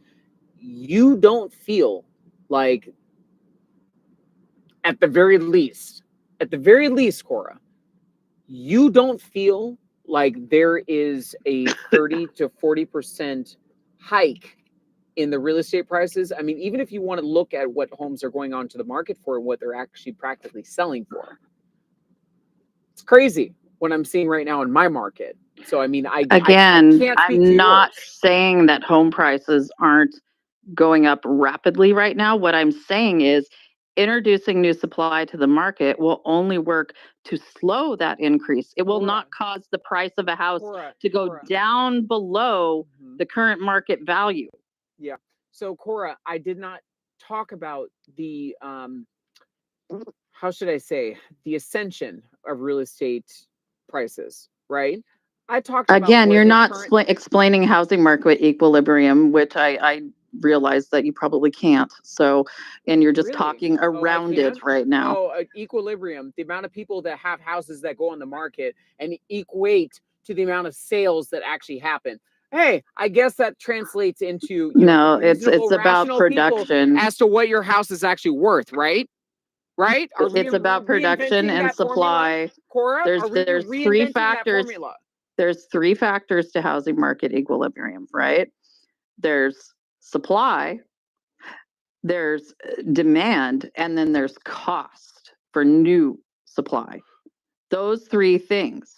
Right. If the And cost two out for of the new three supply, under the if the environmental cost conditions under for this new administration supply, do if the not cost translate for into new an equitable supply investment. is more than what the market is willing to pay, the producers stop producing housing and the sellers stop putting their housing on the market. Hand somebody dog So shit and the buyers will equilibrium, the come. price That's what will she's not saying. go Hand down. somebody dog shit and the buyers will come. Again, you're what not she's making any saying.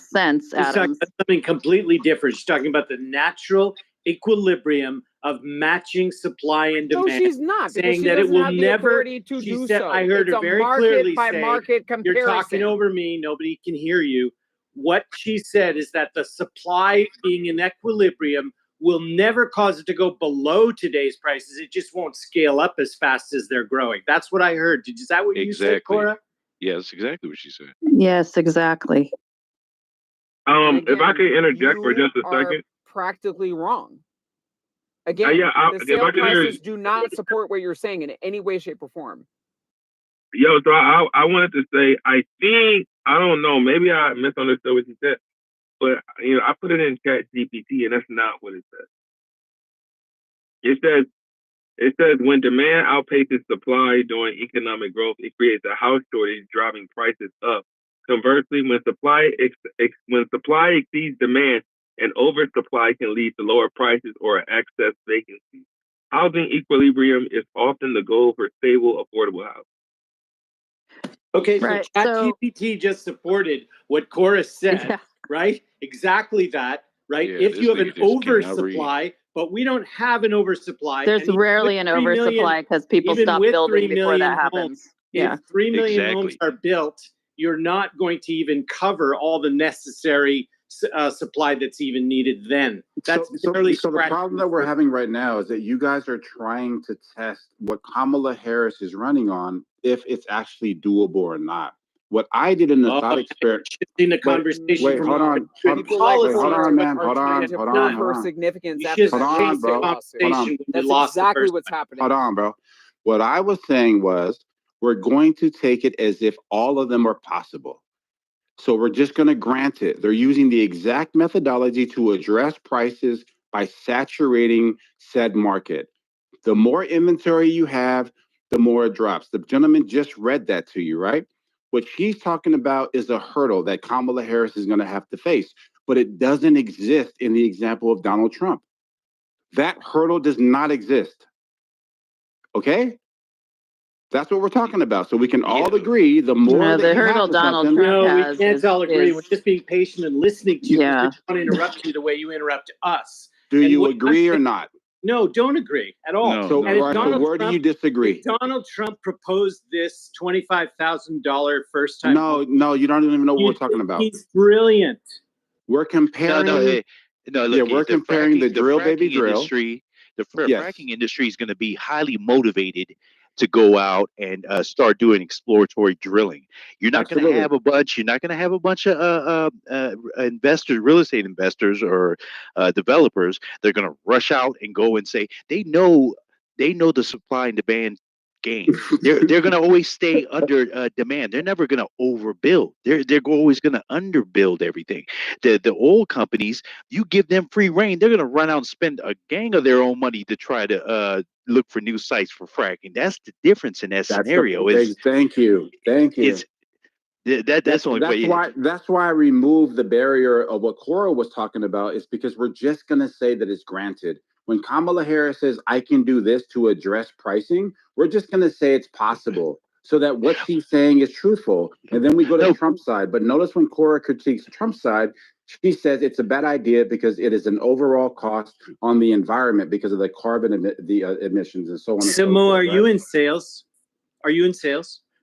Yeah, Yeah, don't but ask what? me. That's a red Wait, herring. Anyways, No, back to the point. it's not. Yeah, I think you're terrific. I think you do very well in it. That's all I wanted to Yes, say. thank you very much. But I'm just Trump's steelmanning the actual position. argument so that we can know exactly. I'm not saying that things are You're not possible or still not manning possible. shit. You ain't even talking about shit. None of you dumb motherfuckers are even talking about anything. You fucking idiots. Nigga, what the hell, nigga? What, nigga? He's right. You're talking about shit. It doesn't matter. No. We were comparing at the very beginning. If we take both of these people, right? Because Cora made a statement, prices will never go down, right? So then I said, okay, if we take Kamala Harris's policy and we just take her at her word, everything's granted. She gets her Santa Claus wish list, and now she's able to flood the actual inventory, saturate the inventory. Will the prices go down? Her response is, well, that can't happen. Okay, so let's say she's wrong. Are you okay with 3 million new families having homes, even though prices would go down? Let's start there. Yeah, of course. Okay, so what would be wrong for society? And could you like meagerly agree that when a homeowner lives in a Did you place, just call me a nigger? What the fuck? no, was I that? did not. What the fuck was that? Meager. Bro, did you hear this dude just call me a nigger? Go ahead. Just listen up. Nah, I'm just joking. Go ahead, bro. Go ahead. Thank you. So if we get 3 million homes, that's 3 million homes with 3 million families. Does it also stand true that when somebody owns a home, on average, they have more of an economic impact on jobs in the rest of the community compared to a renter? Because the answer to that is yes. So if you have the tertiary effect of an economic impact, do we think we give a shit about prices if they even could come down, which I think Cora made a perfect argument about why they never would, and I would agree with her. But let's say she's wrong. Okay, so 3 million homes get built. Oh people my get God, into bro. those homes, This is like and you have a burgundy healthier herring right society. here. You can live What with the hell that. does this have to? What You does can this live have to with do me. with what we were talking I about? just don't understand. You're against 3 million people having new homes. I don't get that. No, the problem is when people look. We weren't talking about if it's a good policy or a bad policy. That's called a red herring. That's what you want to talk about. I was pointing out that if you saturate a industry with set commodity like inflation as far as printing money, the value of each dollar goes down, right? The more you print, the less it is. And that hear your actually point. I got your point of view. That's the and case then you want hold to on, make, and I'm applying that the same. worst Hold case on, scenario. yeah, you can wait until I'm done. No, it's not a red herring. Yep, you can The wait worst until I'm done. case You can, scenario. bro, nigger, whatever the hell you said earlier. Relax. If you apply it to both policies equally, we can all be honest to say yes, that makes sense. Prices would go down if you have more of something. It's valued less, right? There's nothing to disagree about. Now, what did you want to talk about again, nigger? Yeah, that's your only worst case scenario that you can make, and you're wrong at that. But even if we say, okay, you're right, prices will go down because of the oversupply. What am I wrong about? About whether the prices will go down. Cora's made her case. You have your case. They're just two sets of beliefs. But I'm saying, no. We're not on the same line. Even if we give you your due and you get us to agree that prices are going to go down because no, hold on, no. Cora agrees with me, but she's saying it isn't possible for Kamala Harris's plan to come to fruition because of said whatever. Again, you're shifting the conversation from the value of the policy to if you can get it done or not. Those are two different things, right? Yeah, the government can still build 3 million houses. It's just that the private market will just stop building. You know, that's it. So it doesn't. It ends up being like a kind of a wash. Okay, she's made that case all night, and you don't accept it, Samoa. No, hold on. What I'm saying is that what Cora is doing is critiquing Kamala Harris's policy. Just for conversation's sake, Daniel, we granted Kamala Harris's wish. We just said, okay, cool. If it works, would the prices go down? Answer? Moderators, how long are you gonna let this dumb N-word repeat himself on this stage 100 times, 200 times? Why don't you put a new speaker on instead of letting this dumb N-word repeat his with all that. Don't be talking about Negro like that, you're gonna have to chill with all that, or get your ass in the go. What you gonna do? Oh, somebody beat me to it. I appreciate you, Sandra. I'll fall back. Yeah, he gonna have to. I don't know where the fuck love are you? You tripping, dog? Kamala Harris' statement about the comparing those two, it was a bad example. I understand where you're coming from. It's just when Kamala Harris opens her mouth, it exposes the fact that one, she doesn't know what the fuck she's talking about. Two, she's currently in office right now, and we're trying to undo um, decisions and actions that were done while she was in office. Because when Trump was in office, everyone was eating. Now America ain't eating. And it don't matter what she says. It just every time that fracking versus real estate, fracking, unless you just don't understand economics. Like, why present a failed plan and then expect the people to get riled up about it? Like, it makes no economic sense. We're in economic turmoil now because of her administration. Point blank, there's no argument about that. If you want 4 more years of what's been going on, vote Kamala. If you want a change and everybody get some damn money in their pocket, vote Trump. This is the history that we've already witnessed. So, Stu, I mean, I disagree on that because, again, inflation's under 3% at this point. The number of encounters with illegals at the border has been reduced Right by now, 90%. 90%. So, what was inflation at 6 months ago, Cora? what? What was inflation at 6 months ago or a year ago? Yeah, that's the thing, Corey. Now I agree with you. They have made strides to undo their wrongdoings. But if I was on guard duty at a checkpoint and I let 1,000 people in, and then when my commanding officer shows up, I start doing my job. Yeah, I get congratulated at that moment. But what about those 1,000 people that I let in and I didn't check them? I didn't do anything. That's more of what I'm speaking to. You're Yeah, really like bagging on the border patrol now? Come on. well, yeah, man. I mean, they come on. They I'm here in California, man. They opened their drawers when they first got into office, man. It was unprecedented. I've never seen, and I'm used to seeing illegals, but I'm not used to seeing illegals in Moab, Utah. I've never seen that in my life. I watched like 60 of them get off the Greyhound in Pecos, Texas, about 20 minutes ago. It's awesome. Yeah, bunch of Cubans and Dude, Venezuelans. Rich, you're like inaudible with the amount of background noise. I said about 60 Cubans and Venezuelans on a Greyhound in Pecos, Texas, about 20, 30 minutes ago. Yeah, Strike's gas station. They allow those orders to get filled. Yeah, I've been and they're working in every industry. From all the deliveries I've been making, they're in warehouses working now. So that's what I'm saying is that let's not beat around the bush.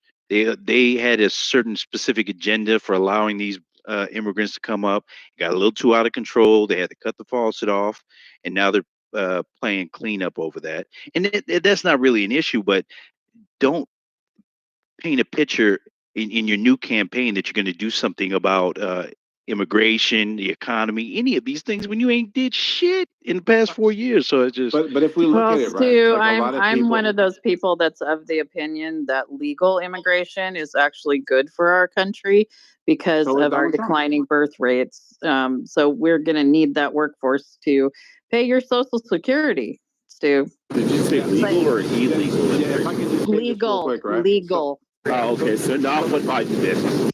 All right, so the problem with what Cora's saying is that obviously Cora's not paying attention to what actually Kamala's saying.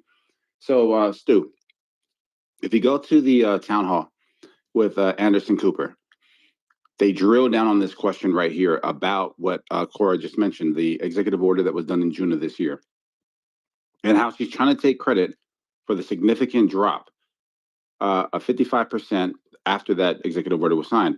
The question that was asked to her immediately by Anderson Cooper is, why didn't you do it earlier? Her response was to Exactly. right. Like her response was to talk about this bipartisan deal that was 3.5 years later. And then Anderson Cooper pushed on her. And she said, absolutely nothing. They removed 94 executive orders. They moved with this catch and release into the country. And then it was to put leverage on the Republicans for them to be, in a tight spot for an election, for them to be able to sign this bipartisan deal they can take credit for or whatever, right? Anderson Cooper asks her directly, do you regret the large influx up to quadrupling the amount, up to like 15 million people? She said, and I want to quote her correctly, she said, we had to do what we had to do. So Stu's saying the damage has already been done. Now, Cora can say she's for legal immigration, and we could all be for legal immigration, right? Donald Trump brought 2.4 million people in this country during his administration. This one, anywhere near 15 to 25 million because of the gotaways and all those and so on and so forth, right? But 15 million is what they're going to admit to.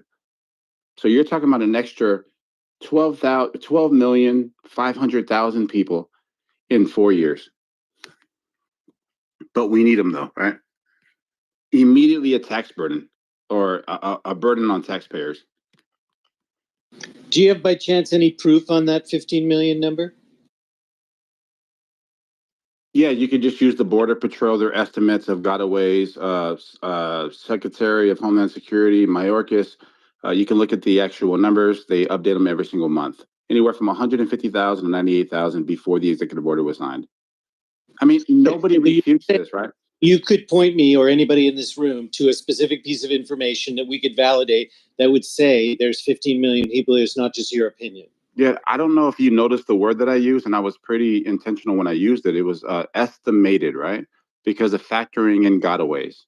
So these Yeah, are I'm just numbers. asking if it's your estimate. And also, Samoa, these are estimates while a Democratic president is in power. Absolutely. So Yeah, it's not like they're fluffing the numbers. I mean, like, if anything, they'd be like, no, it's actually like 5 million, but they're reporting it accurately, which is probably actually even lower. And the reason why I said an estimate is because Hold on a so, second. yeah, so just real quick, the reason why we know it's you always say real quick and you go on for another 20 minutes. well, because I'm responding, so you know exactly what link I'm going to give you. Daniel, did you not ask the man a question? Yeah, so I'm going to give you the link, right? So when it comes to border crossings, it's going to be around 11 million, right? When it comes to the mass parole program, where there's 30,000 every single month, they're not counting those as border crossings. Those are the ones that are being flown in here through mass parole. This is Cuba, Haiti, Venezuela, Nicaragua, Cameroon, all these different countries. You can find the list online if you want to find them.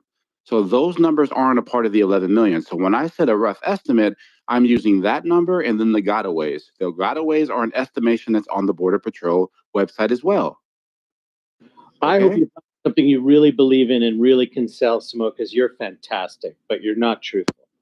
So are you telling me that all right, so these are easy claims to make. I made 3 claims. Claim number 1, Border Patrol has numbers for interactions at border. I said it's anywhere from a high 10 to an 11 million, right? Do you disagree with that number? I'm just asking you to support where you're quoting it from. Hold on. Do you? I want to make sure we can find points of contention so we can move past it. You can't just say something. No, I'm not. Daniel, what incentive would a Democratic president have in saying that there's 15 million people estimated coming across the border? But let's just think about my where's the incentive there for Biden? Doesn't that make him look like shit? I'm just going to put Daniel in this corner. I'm not going to let him out. So you wanted links, and I'm going to provide the links, but I want to clarify exactly what it is you're expecting from these links. Arguing my opinion of the numbers. I'm asking what the numbers are. Those are 2 different questions. Yes, Daniel, it's 100 people in the last 4 years. That's it. No, hold on. I want to clarify exactly what it is you think I'm going to be providing. I'm going to provide the 10 to 11 million from the Border Patrol, Secretary of Homeland Security. Over the last 30 years, that number refers to... 3 years, 3.5 years. Come on, man. 4 years, bro. 4 years. You're talking about the 425,000. You're conflating numbers. Okay, so let me see then. So yeah, Samo, you're counting in quote encounters as if they were all crossings, and they were not, because some of them were expulsions, some of them were inadmissible, and then some of them were legal crossings. So there you go. No, you're wrong. You into a corner or me. I just want to. And some were apprehensions. You went through this, and you're actually correct. So just real quick, the reason why I'm doing it the way that I'm doing it is I want to make sure that you know exactly what my links are going to say, so that you don't start trying to impeach the links. I just want to understand you and be clear. I swear to God. Okay. The question I want to ask you is are you saying that there, or let me ask it this way. How many people in the country illegally do you think there are? Yeah, see, so you can make up a number, bro. right? Illegally means what? The 11 million we're talking about that is sometimes argued it could be higher or lower, but that's where I've heard the term the 11 million. So I don't know if I'm right or wrong. I'm just telling you what I believe to be true. Right. So the 11 million is how many came into this country with catch and release over the last 4 years. Okay. Asylees, whatever the hell, all points of entry. This isn't. This is not calculating the ones that were, like they have separate numbers for between points of entry and outside points of illegal points You of don't have entry. a guess on the other question about how many people exist that if you did your deportation thing would have to be deported and all that? Like, do you have a number on that? So I just want to make sure that we're focused on these two populations, the ones that are described on Border Patrol and mass parole. Can we at least agree that we're going to find the numbers for those two? Sure, let's get valuable all information, real data out there. All right. Mass parole, the mass parole program are the ones being flown in here, okay? Now I'm going to put the link in the chat. This is Hold on. Cuba. I don't think that's clear to everybody in the room. I know it isn't to me, and I read about this stuff. So when you say flown in, please describe what you mean. Yeah, this is the mass parole. If you type in mass parole program, it was unpaused a couple of years ago. This administration is facilitating this now. This is a designated power to the Secretary of Homeland Security, Mayorkas, where he designates a certain country of TPS status, right? Temporary protected status. This is called the mass parole program, and they've chosen Cuba. You can look up the list of all the other countries, Haiti, Venezuela, Nicaragua, and they're flying in. They've committed to fly in 30,000 a month. And okay, I get it. And what is it you'd like to see done with that if Donald Trump gets in, let's say? So each president's able to either change designation, remove, add, whatever the hell they do. I think what Donald Trump is going to do is look for the ones that actually are willing to have skin in the game, ones that are already prepped, ready to go to add to the actual economy, to the country, and allow them in. All the ones that sit on our social safety nets for 5 years, translators, we need to be able to invest into them. They're a 10-year projection of them actually being a net positive to the economy. So I would say you might be okay with some people under temporary protected status. Absolutely. You would category completely. Okay, great. Daniel, just FYI, Samoa's not one of these guys that wants like to deport 15 million people. So you're barking up the wrong tree and you're coming at this wrong. Yeah. I know you can hear me, but when you come on, yeah, I can hear you, and you can hear me as well. So it's we can't hear you. You're in the Matrix. I know it's loud, but you can hear me. No, it's not Matrix. Wherever you are to call. I know it's loud, but you can still hear what I'm saying. Samoa's not one of these people that wants to deport 15 million people on day one. And I'm going to come on. You keep trying to straw man him. So, are you going to deport all the 15 million? Mods, it's your room. Like, if you want this noise in it, that's okay, I guess.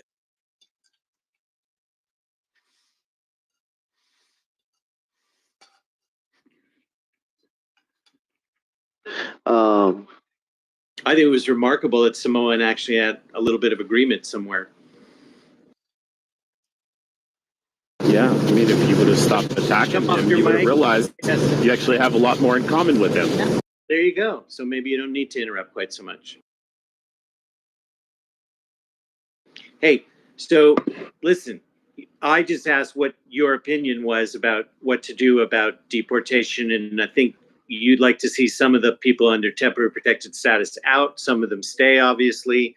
And how many more of if there are 11 million, let's say, or even more, what categories of people will you have to figure out how to go after? The illegals. All the illegals. Just get rid of all of them. Is that what you mean? What's the problem when doing it the legal way? Well, yes. So let's start off with the ones that have detainers. Let's do that. Let's finance ICE, and let's make sure that the state authorities are working with the federal authorities for people that actually have detainers. 1 out of every 10 prisoners that are sitting over there in Texas right now has a detainer, right? So then they're able to be moved easily because they're able to work. But when it comes to California, Washington State, Oregon, and all these blue states, they're not working with their federal counterparts. That's why they're called sanctuary cities, right? Or sanctuary states or whatever that is, right? So I would ask that those detainers be enforced and get rid of those people. Start with 1 million of the criminals. You think there's 1 million criminals in other behavior, or defining criminals as people who came over the border illegally, which is a crime.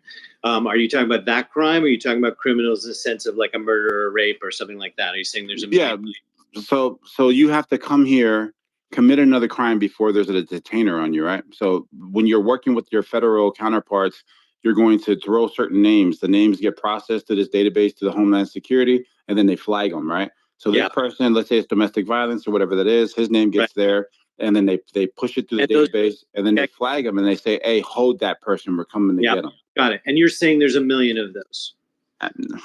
Oh, what the fuck? How am I supposed to know? Say 1 million, so I'm just Why is it that all you don't understand though? I never understand why America. Why is it that we have to be the only country that doesn't have stipulations when it comes to being able to migrate into the United States? Why is it that every other country is not looked upon as for having their rules, but for us, it's like a free for all? And this is the thing: if people want to, that's a good point. Yeah, that's a good point. Yeah, and this is the thing: if people want to migrate here, and they feel like they have opportunity here, all right, hey, so be it. But what's wrong with setting certain things in place to I would say our country probably is the safest. You spitting because I was just listening to the Swedish PM or whatever the fuck. He was giving a speech talking about, man, you come over here and you a criminal, we gonna fuck you up. Straight up, bro, we gonna fuck you up. He said that shit mad calm, bro. He was like, bro, y'all bring y'all ass over here and we find out you some criminals if we want to. Yeah, exactly. He laughing on the news, laughing about it. He like, we're gonna really beat your ass. Can you put a link in the chat for that if you can? I want to check that out. And the thing about it is this: I'm not saying America is the safest place, but why add to it?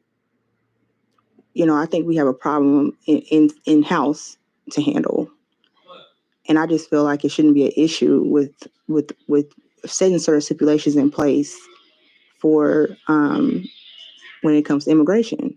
Why not? Why? But you have stipulations in place for a couple hundred years, and you have it all over the world. And I think it's interesting that you see it that way as people just not respecting the rules. I think it's much more about their attraction to than getting away from somebody who are trying to just game the system. And like there have been a couple of times where in history that America has figured out this problem and revised its immigration laws, and it hasn't done it since the 90s. And the question isn't about setting limits, it's setting better limits and rules and regulations. And then how do you also clean up where you fucked up, right? Because there's just massive loopholes in the immigration system, and it doesn't work well at all. And so you do have to fix it. And then you go, okay, let's argue about whether you get rid of all the ones that are there as well. And then there's a collateral effect, just like everything has a collateral effect. And there's a collateral effect that when you remove certain amounts of people, it can be really disruptive to your own interests. Oh, there we go here. So do you agree that the 1 million that I described earlier should be deported on day one? On the rules of the crime, absolutely. No, just what do you agree with? I'm not agreeing with the 1 million number. You haven't proven that to me. But no, let's say that there's 1 million, hypothetically. There's 1 million of what I described. I'm trying to agree with you. The category you described of people who've committed crimes, real crimes that are outside of the crime of crossing the border illegally. No, hold on. So that's a bit tricky. Real crimes. No, it's like, not what the hell does tricky. that mean? Well, because there are some people who don't feel that when you're making immigration Yeah, see, this is some slippery shit. No, the people that politics. I described, bro. Come on, no, man. it's politics. I'm a guy who likes to get things done. I don't just sit on dogma, okay? And well, what you just sat here and said real crimes. What the hell does that mean? Well, because under the law, if you make immigration reform, as you've done a few times in the 20th century, what you do then is you then say the crime that happened has a certain amnesty to it, just like when you give a witness amnesty when they testify against somebody else and they make those deals. You have to figure out under the law, what's our best course of action here? We've got two bad choices. We can leave people in the country who shouldn't have been allowed to be there, which is wrong, or we can spend all of this money and energy and harm to society potentially that it isn't a fallout, proving our point of how valued we are of holding our line on our laws and hurt ourselves in the process. Just like sometimes in war, you can hurt yourself in Are the you end. sure you're not a politician? This is crazy. The million that I described, right? Domestic violence, fourth-degree assault, gross misdemeanor, another crime on top of the one crossing the border. I agreed with you on those crimes, so I don't know why you keep All right, so then if there's a million of them, we should deport them on day one. There's a million because you didn't show me the receipts for that. If you show No, me, I'm asking you if there's the key word. If there is a million, are you willing to deport them on day one? Yeah. All right, cool. All right. I All right. said that from the beginning. No, you did not say that at the beginning. What the hell? I said no. I feel I did. Well, maybe we now get No, it. you were too busy asking me All to right. prove that there's a million. Conflict. We have an agreement now. No, there is a constant deflection on your part by asking me a question of providing a receipt of a million, not answering the actual question. Are you sure you're not running with Kamala Harris right now? You don't answer questions I'd too well. love to support her if I could. What I want to say is that if you show the data of a million or some other number, then we can actually proceed. All right, there's 425,000 people. This is the number you were alluding to earlier over this time period, even though that was flawed when it was supposed to be a fact check and it fell on its face. So we'll say 13,099. This is the number that Trump uses all the time. Those murderers, we can kick them out, right? Those convicted murderers, right? So they're convicted in another country. Absolutely. All right, even though they haven't committed a crime here. Absolutely. Oh, good. So every other illegal alien, if we're running some sort of a unilateral or a multilateral agreement with other countries, we can go ahead and check their records. And once we find that they have a criminal record in the country in which they came, we can deport them just on that merit, even if they are a net positive to our economy, right? Yeah, that absolutely. And they are actually done that under the law now. But yes, so my answer is yes. Damn, that sucks because now we're just cutting our nose off to spite our face, right? We have a person that has came into this country, is a net positive, right? A person that has been rehabilitated. Positive. Wait, hold on. Let me just finish this now real you quick. want to make a disagreement. Yeah, let me just finish this real quick. That if they have committed let me just finish, bro. they can Come be on, deported. bro. Why do you want to make a new disagreement? Bro, do I have to get the baby oil, bro? Pause. I just want to make sure that we're clear here, right? No, because you're I'm saying that this person is rehabilitated. That's Daniel, we can't, bro. We can sing together, but we can't talk at the same time, bro. Come on, man. Come on, man. I'm saying that a person that comes to this country that might have a shady past in another country, but sees this as a gleam of opportunity, is rehabilitated because of the new opportunities that the great American dream is offering them. They're here for 6 years. We find them. Now you want to deport them, even though they're a net positive to our economy. Do you know about the Nazi guard from Ohio who was deported? What does that have to do with my question? Well, that's an example of the fact that even though that guy became a net positive to his society, had people speaking up for him and all that he'd done over 50 years, and he was still fucking deported because So shouldn't we change the law so we can keep him here? No. What? Why would we change the law to keep in criminals? I don't know what case you're trying to make. Because he's rehabilitated. Isn't that what you guys believe in? Second chances? Well, I don't know who you think I'm representing of all of humanity. You just asked me personally. Hold on. You don't think... Hold on. You're not a supporter of second chances? Okay. I answered the question about deportation and who I think it's okay to deport. You could turn it. And I'm showing that it's a lot more complicated than the superficial answer. Okay. Okay. Well, we agree it's complicated. Because I would keep him in. If he came here and he committed like a murder in Venezuela, okay, he's been here for 10 years. There's a lot of the room. And he has this company where he's hiring 1,500 people and he gave himself to God. To keep the guy here? You, Samoa, want to keep the guy here? Is that what you're going to persuade us? Bro, I'm saying that if it makes sense economically and the person has been here and he's like a business owner, right? In California, he's hired 1,500. Let me finish, bro. Economics is about money. Economics. No. It's about opportunity. About life. Samoa, you're killing the room. And their standards of living. Yeah, of course. No, because Daniel keeps on interrupting me. I just wanted to make sure that we were clear. I think economics, for the example that we're using, really, the longer you go on, the more people All right, drop. so all I need is 3 more seconds, and then I'll be quiet. Once this person owns a business, now he's hiring 1,500 people. This isn't just for him. It's for all of those people that he affects, right? And they all pay back to the system, the Social Security that American citizens actually benefit off of, right? So I would make an exception for this guy. Okay, good. Thank you. Death hippie. So hey, y'all enjoying the conversation? Glad you all hopped in here. Oh, and I don't see any pink. Oh, for one pink ticket. Feel free to join the house. Welcome in. If you all can, give us a little social currency. You hear that little arrow down there that says share. You think it's people that can contribute to the conversation or, want to jump in or listen. Y'all help us out. Ping us up in here. Help us out a little bit. Y'all really think these politicians aren't corrupt? There's corruption in politics. Yeah. There's corruption in the government. Period. I don't think all politicians are corrupt. Yeah, I agree with Dede. I think that one man's trash is another man's treasure. One man's corruption is another man's opportunity. I didn't say that. But if you think about it, right? When a politician moves up for a policy to quote unquote franchise a certain community, unfortunately it disfranchises another community. Disenfranchises, right? That's so weird and zero sum thinking. Somehow it's just bizarre. Well, if you take money from one and you give it to another, what do you call that? That's not what happens though, Samoa. Oh, okay.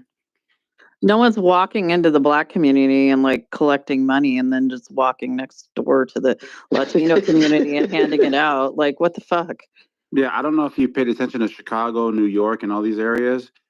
Immigrants are walking in, grabbing $50 million a shot, getting free housing, and then walking the fuck out. That's how that works. If you want to follow the money. What? Wait. You think Samoa, bro? You think immigrants are just walking into America and getting free houses?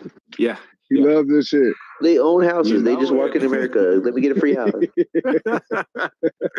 I ain't gonna run from it. Last I think time you watch too much TV, Samoa. Hey, don't make me debate you again, dog. Last time I tried to run from it, I took an L because of it. I ain't running no more. Don't make me get back. These illegal immigrants, yeah, they get free housing, Section 8 and shit like that. And you think that they got free houses? Yeah. Yeah, bro. Refugees, their permanent residencies calculated differently. They're fast tracked to get into an American citizenship a lot quicker. They have access to research. Yeah, bro. You should look it up. None of that says I know houses. Miami. Yeah, but they're not getting free houses. What? Yeah, where do they get their house?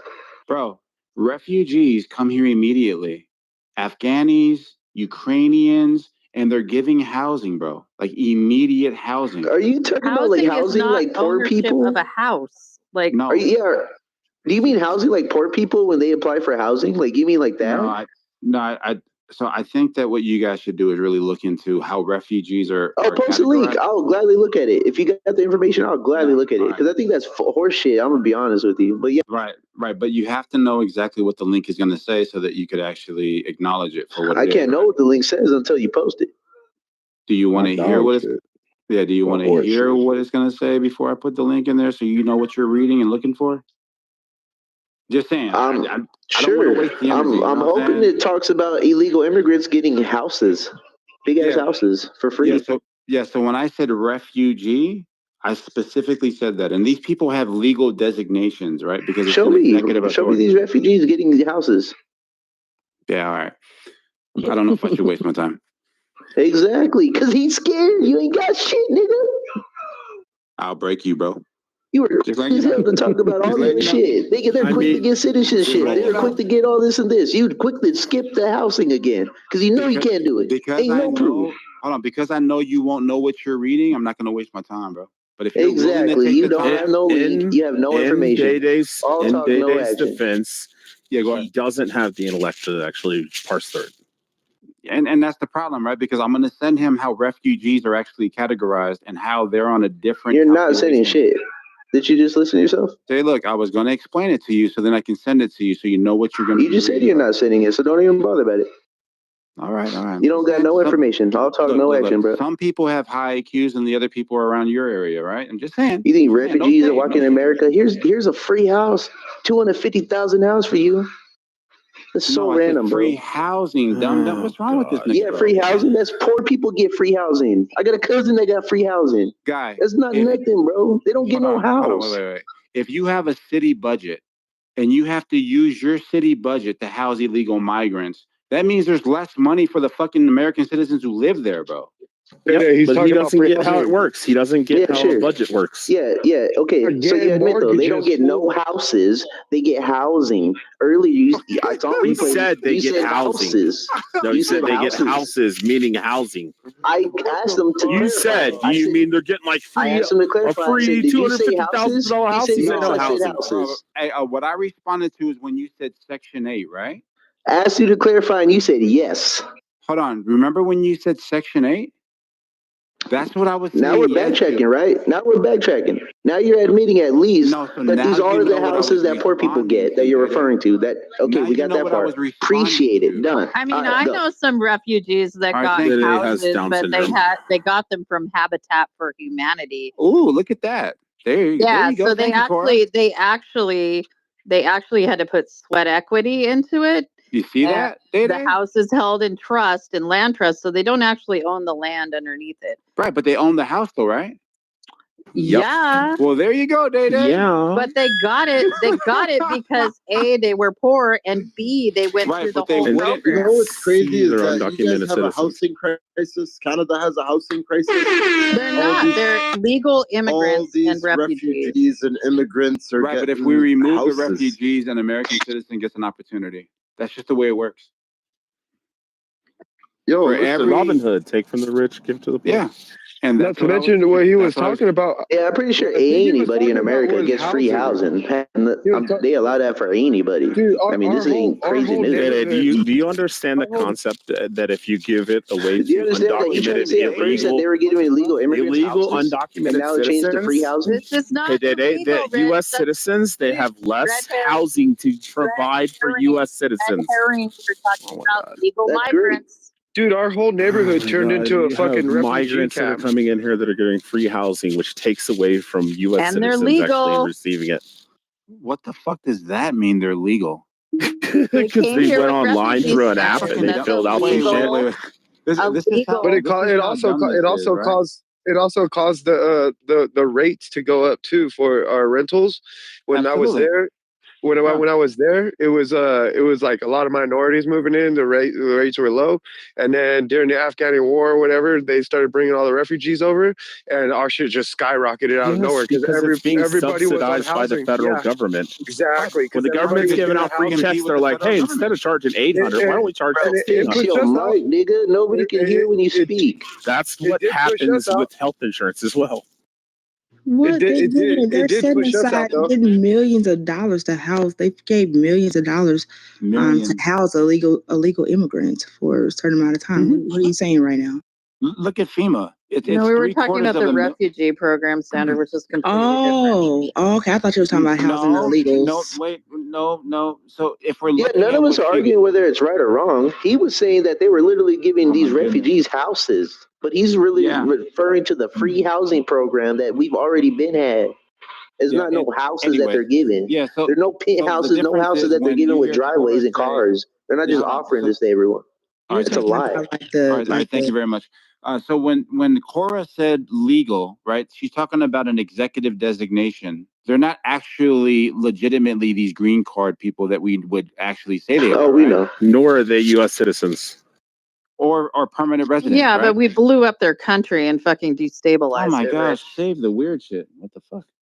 We blew up their country. We was talking about Afghanis.